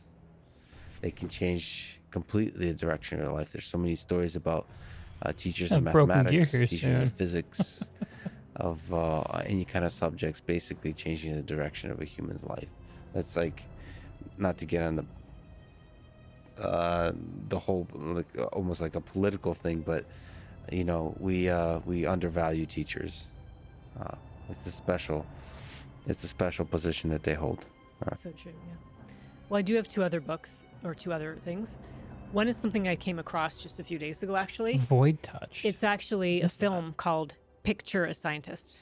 And when you picture a scientist, you probably don't picture the women and women of color in this film. And it is a way to get outside your box. I really think everyone interested in science, even just peripherally, should watch this because it is shocking and sobering at the same time. And it talks about how, well, I think one of the messages across is, we really are, like, I don't know if we're hardwired to just like people like ourselves, but we're excluding a lot of people and therefore a lot of great ideas by not being able to think outside of how we're all stereotyping each other. So it's hard to kind of convey that, and you can just say, oh yeah, I want to be more diverse, I want to be more open, but it's a nearly impossible problem to solve, and the movie really helps open people's eyes to it. This book I put third because unlike The Giver, people may not want to read it. It's not as relevant. But when I was in my early 20s, I went to this like 800 people large conference run by the Wilderness Canoe Association in my hometown of Toronto. And there was a family friend there who I met, and he said, read this book, it'll change your life. And it actually changed my life. And it was a book called Sleeping Island by an author, P.G. Downs, who just coincidentally lived in this area. Just driving me nuts. He was a teacher, I think at a private school. And every summer he would go to Canada with a canoe, often by himself. And he wrote this book maybe in the 40s or 50s about a trip he took in the late 1930s. And I was just shocked that even at that time, although that was a long time ago, there were large parts of Canada that were untouched by white people. Wow. And he went up there and interacted like with the natives. He called the book, it had a subtitle that was called, I didn't realize that. There's something like Journey in the Barren Lands. And when you go up north in Canada, you pass the tree line. Just like on a mountain, if you hike up a mountain, you get so far north there aren't any trees. And he wrote eloquently about the land and about being out there. There weren't even any maps of the region, like in that time. And I just thought to myself, wow, like that you could just take the summer off and explore by canoe and go and see what's out there. And it led to me just doing that very thing. Of course, it's different now, but going out to where the road ends and putting the canoe in the water and we had to have a plan. We didn't just explore, but go down these rivers with rapids and travel over lakes and portages and just really live. Right. So just really explore. Screw it. That doesn't it doesn't. Explore. Just use from a topographical map from the library. In those days, we didn't do that. There were scary elements out of it, but part of the excitement or the joy or the desire was to be scared. Like it was to go out there and live on the edge and persevere. Yeah. Persevere. Do you have advice that you would give to a young person today that would like to help you maybe on the planetary science side to discover exoplanets, or maybe bigger picture, just succeed in life? I do have some advice just to succeed. It's tough advice in a way, but it is to find something that you love doing that you're also very good at. You know, in some ways the stars have to align because you've got to find that thing you're good at, or the range of things. And it actually has to overlap with something that actually you love doing every day, so it's not a tedious job. That's the best way to succeed. What were the signals that in your own life were there to make you realize you're good at something? That you're like, what were you good at that made you Is this like the meme of the night here? And it made you pursue halfway done with the world quest, halfway done with the dungeon. And that was the one sentence version. In my case, it was the healers let me died 5 times and left. Good at initially. Maybe they felt ashamed. So initially, you know, I was good at high school math. I was good at high school science. I loved astronomy. And I realized those could all fit together. Like the day I realized you could be an astronomer for a job, it has to be one of my top days of my life. I didn't know that you could praise the Lord. Yeah. And I was good at all those things. Pretty quick, and although my actually. dad wanted me to do something more practical, where he could be guaranteed I could support myself, was another option. But initially I wasn't that good at physics. It was a slog to just get through school, and grad school is a very, very long time. But ultimately, when faced with a choice, and I had the luxury of choosing, knowing that I was good at something and also loved it, it really carried me through. Now, I asked some of the smartest people in the world the most ridiculous question. We already talked about it a little bit, but let me ask again, why are we here? So what the I think fuck? you've raised this question in one of your presentations. That was as crazy. Like one of the things that we kind of as humans long to answer, and the search for exoplanets is kind of part of that. But what do you think is the meaning of it all, of life? I wish I had a good answer for you. I think you're the first person ever who refused to answer the question. It's not so much refusing. I wish I had a better answer. It's why we're here. It's almost like the meaning is wishing there was a meaning. Wishing we knew. I love that. That's a great way to say it. Sarah, like I said, the book is excellent. I admired your work from afar for a while. I think you're one of the great stars at MIT, and makes me proud to be part of the community. So thank you so much for your work. Thank you for inspiring all of us. Thanks for talking today. Thank you so much, Lex. Thanks for listening to this conversation with Sarah Seeger, and thank That was you an to our excellent sponsors, conversation. Public Goods, PowerDot, and Cash App. Click the links in the description to get a discount. It's the best way to support this podcast. If you enjoy this thing, subscribe on YouTube, review it with 5 stars on Apple Podcasts, support it on Patreon, connect with me on Twitter, Alex Fridman, spelled I'm not sure how. Just Yo, keep what up? typing stuff in until you get to the guy with the tie in the thumbnail. Oh shit, that looks pretty good. Now, let me leave you with some words from Carl Sagan. Somewhere, something Keep incredible getting, is waiting to be known. I keep getting Thank you for fury listening, and hope to see you next time. things. While my disciples bring you to the necropolis. Oh, I gotta go. End this atrocity. Okay. We have all the corpses we need, Stitch Flesh. Prepare to strike at the next temple. Just a moment longer. It seems that the parts for my new creation have arrived at last.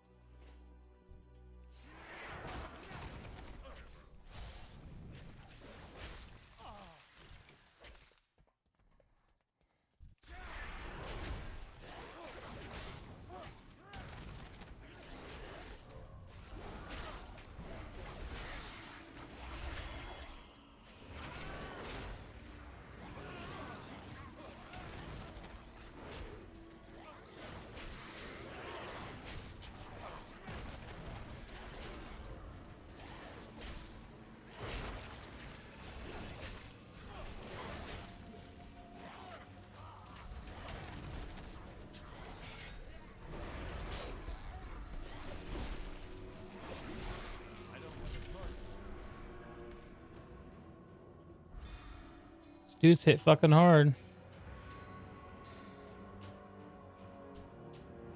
It's too far away.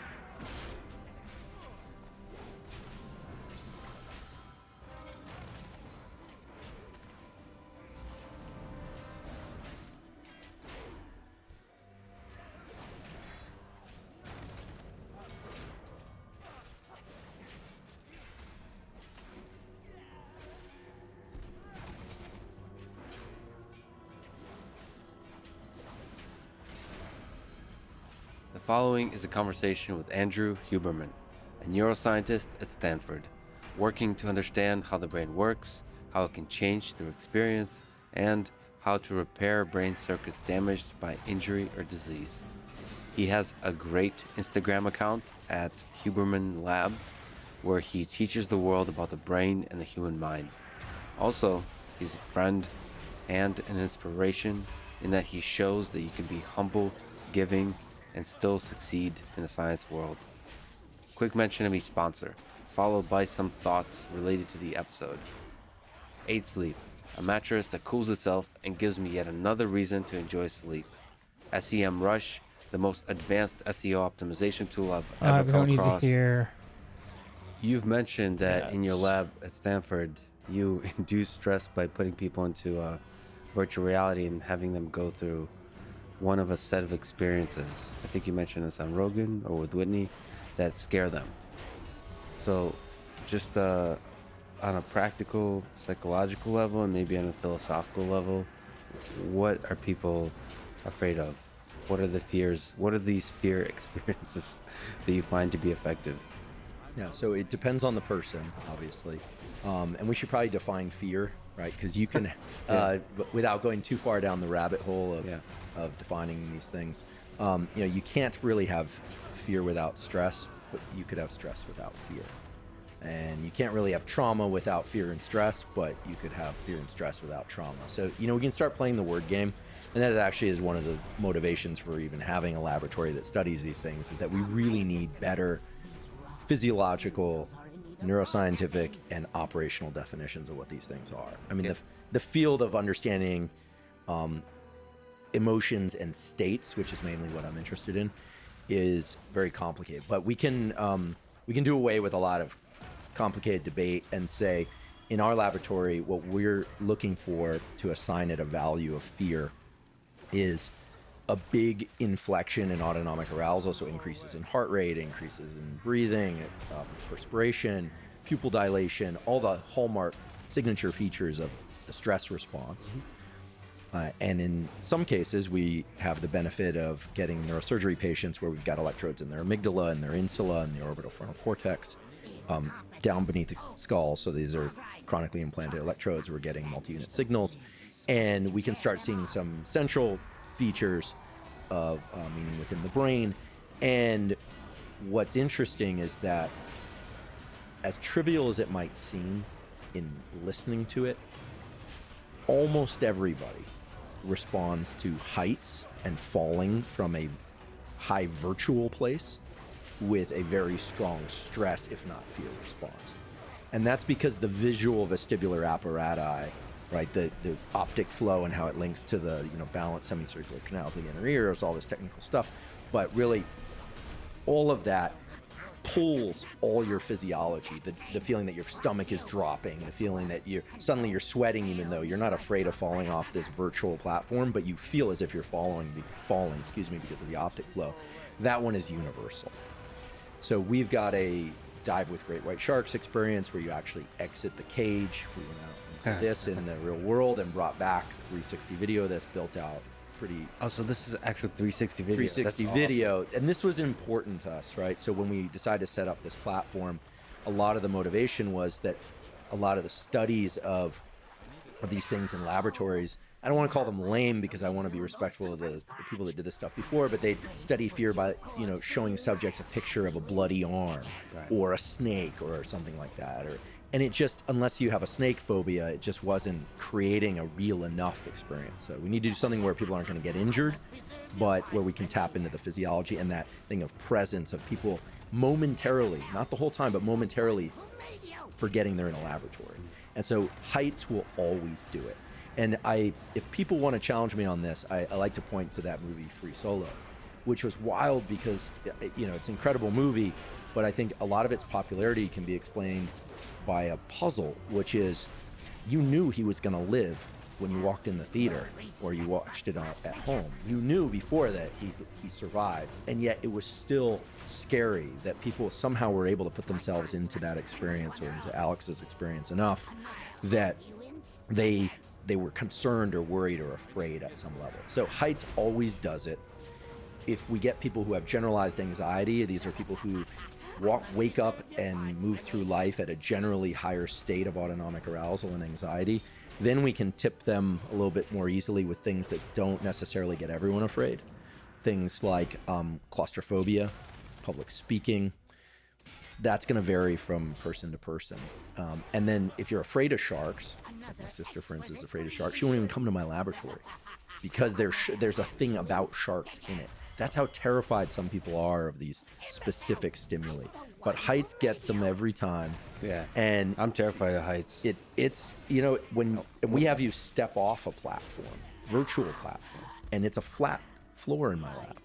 But you're up there. Well, you actually Oh, boy. allow them the possibility in the virtual What do these world look to like? actually take the leap of faith. Oh, Yeah, nice. maybe I should describe I like. a little bit of the experiment. So, without giving away too much, in case someone wants to be a subject in one of these experiments, we have them playing a cognitive Sizable game. upgrade. It's a simple lights out kind of game where you're pointing a cursor and turning out lights on a grid. All right, but now, Thor. It gets increasingly complex and it speeds up on them. And there's a failure point for everybody where they just can't make the motor commands fast enough. And then we surprise people essentially by placing them virtually. All of a sudden, they're on a narrow platform between two buildings, and then we encourage them, or we cue them by talking to them through a microphone to continue across that platform to continue the game. And some people, they just won't. They actually will get down on the ground and hold on to a virtual beam that doesn't even exist on a flat floor. And so what this really tells us is the power of the brain to enter these virtual states as if they were real. And we really think that anchoring the visual and the vestibular, the balance components of the nervous system, are what bring people into that presence so quickly. There's also the potential, and we haven't done this yet, to bring in 360 sound. So the reason we did 360 video is that when we started all this back in 2016, a lot of the VR was pretty lame, frankly. It was CGI. It just wasn't real enough. But with 360 video, we knew that we could get people into this presence where they think they're in a real experience more quickly. And our friend Michael Muller, who I was introduced to because of their project, I reached out to some friends. Michael Muller is a very famous portrait photographer in Hollywood, but he dives with great white sharks and he leaves the cage. And so we worked with him to build a 360 video apparatus that we could swim under water with. Went out to Guadalupe Island, Mexico, and actually got the experience. It was a lot of fun. It was there were some interesting moments out there of danger, but it came back with that video and built that for the sharks. And then we realized we need to do this for everything. We need to do it for heights. We need to do it for public speaking, for claustrophobia. And what's missing still is 360 sound, where 360 sound would be, for instance, if I were to turn around and there was a giant attack dog there, the moment I would turn around and see it, like a the dog 250 would anima growl. for doing But this? if I turn back toward you, then it would be Man, silent. So see if I can find that a brings group. a very real element to one's Just own have a quick look. behavior, where you don't know what's going to happen if you turn a corner. Whereas if there's a dog growling behind me and I turn around and then I turn back to you and it's still growling, that might seem like more of an impending threat, but and sustained threat, but actually it's when you start linking your own body movements to the experience. So when it's closed loop, where my movements and choices no are starting DPS to here. influence things, Okay, and and there's they're no getting healer. scarier and scarier, that's when you can really drive people's nervous system down these paths of high states of stress and fear. Now, we don't want to traumatize people, obviously, but we also study a number of tools that allow them to calm themselves in these environments. So the short answer is heights. Heights. Yeah. Well, from a psychology and from a neuroscience perspective, this whole construction that you've developed is fascinating. We did this a little bit with autonomous vehicles. So to try to understand the decision-making process of a pedestrian when they cross the road and trying to create an experience of a car, that can run you over. So there's the danger of there. I was so surprised how real that whole world was. And the graphics that we built wasn't ultra realistic or anything, but I was still afraid of being hit by a car. Everybody we tested were really afraid of being hit by that car. Even though it was all a simulation. It was all a simulation. It was kind of boxy, actually. I mean, it wasn't like ultra realistic simulation. It's fascinating. Looms and heights. So any kind of depth, we're just programmed to not necessarily recoil, but to be cautious about that edge and that depth. And then looms, things coming at us that are getting larger. There are looming sensing neurons even in the retina at a very, very early stage of visual processing. And incidentally, the way Muller and folks learned how to not get eaten by great white sharks when you're swimming outside the cage is as they start lumbering in, you swim toward them. And they get very confused when you loom on them, because clearly you're smaller. Clearly they could eat you if they wanted to. But there's something about forward movement toward any creature that creature questions whether or not it would be a good idea to generate forward movement toward you. And so that's actually the survival tool of these cage exit white shark divers. Are you playing around with, like, one of the critical things for the autonomous vehicle research is you couldn't do 360 video because there's a game theoretic, there's an interactive element that's really necessary. So maybe people realize this, maybe they don't, but 360 video, you obviously, well, it's actually not that obvious to people, but you can't change the reality that you're watching. That's right. So, but you find that's, like, is there something fundamental about fear and stress that the interactive element is essential for? Or do you find you can arouse people with just the video? Great question. It works best to use mixed reality. So we have a snake stimulus. I personally don't like snakes at all. I don't mind spiders. We also have a spider stimulus, but like snakes, I just don't like them. There's something about the slithering and it creates a visceral response for me. Some people not so much, and they have lower levels of stress and fear in there. But one way that we can get them to feel more of that is to use mixed reality, where we have an actual physical bat, and they have to stomp out the snake as opposed to just walk to a little safe corner, which then makes the snake disappear.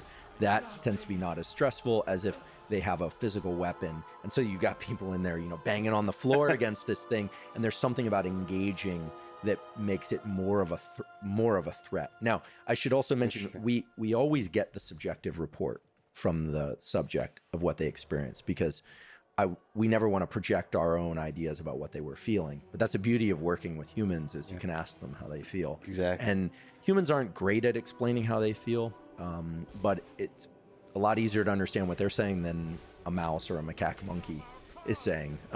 So it's the best we can do is language plus these physiological and neurophysiological signals. Is there something you've learned about yourself, about your deepest fears? Like you said, snakes. Is there something that, like, if I were to torture you, I'm Russian, so, you know, I always kind of think, how can I murder this person that entered the room?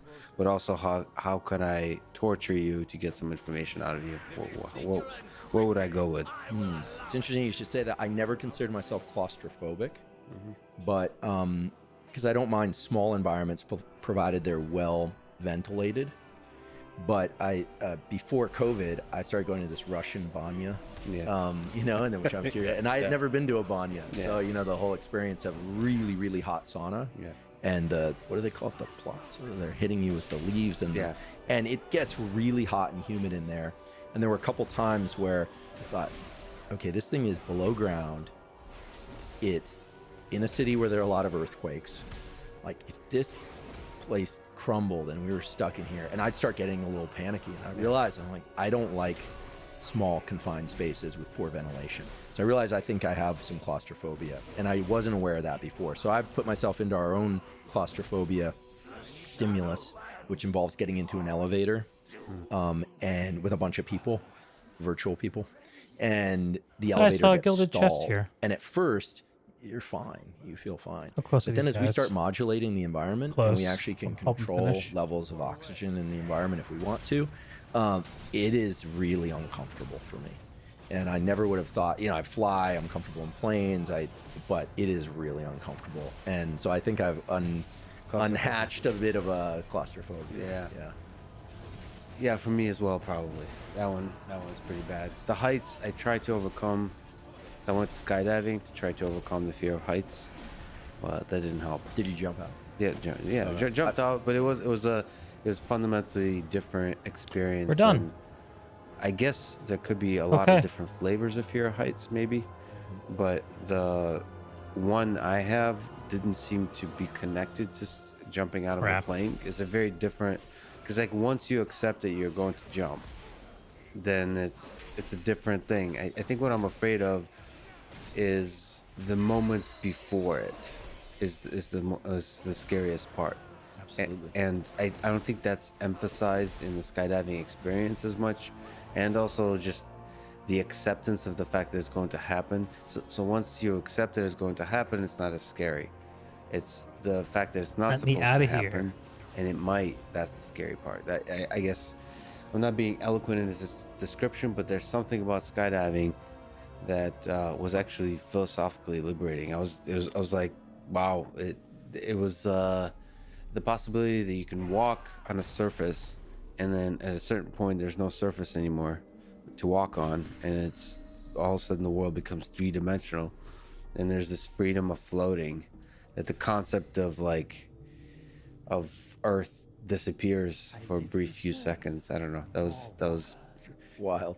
That was wild, but I'm still terrified of heights. So, I mean, one thing I want to ask, just on fear, because it's so fascinating, is have you learned anything about what it takes to overcome fears? Yes, and that comes from a research study standpoint, two parallel tracks of research. One was done actually in mice, because we have a mouse lab also where we can probe around in different brain areas and try and figure out what interesting brain areas we might want to probe around in humans. And I think I need to report back a graduate to student in my lab, she's now at Cardinal Caltech, Lindsay Soleil, published a paper back in 2018 showing that what at first might seem a little bit obvious, but the mechanisms are not, which is that there are really three responses to fear. You can pause, you can freeze essentially, you can retreat, you can back up, or you can go forward. And there's a single hub of neurons in the midbrain. It's actually not the midbrain, but it's in the middle of the thalamus, which is a forebrain structure. And depending on which neurons are active there, there's a much higher probability that a mouse, or it turns out, or a human will advance in the face of fear, or will pause, or will retreat. Now, that just assigns a neural structure to a behavioral phenomenon. But what's interesting is that it turns out that the lowest level of stress or autonomic arousal is actually associated with the pausing and freezing response. Then, as the threat becomes more impending, and we used visual looms in this case, the retreat response has a slightly higher level of autonomic arousal and stress. So think about playing hide and go seek, and you're trying to stay quiet in a closet that you're hiding. If you're very calm, it's easy to stay quiet and still. As your level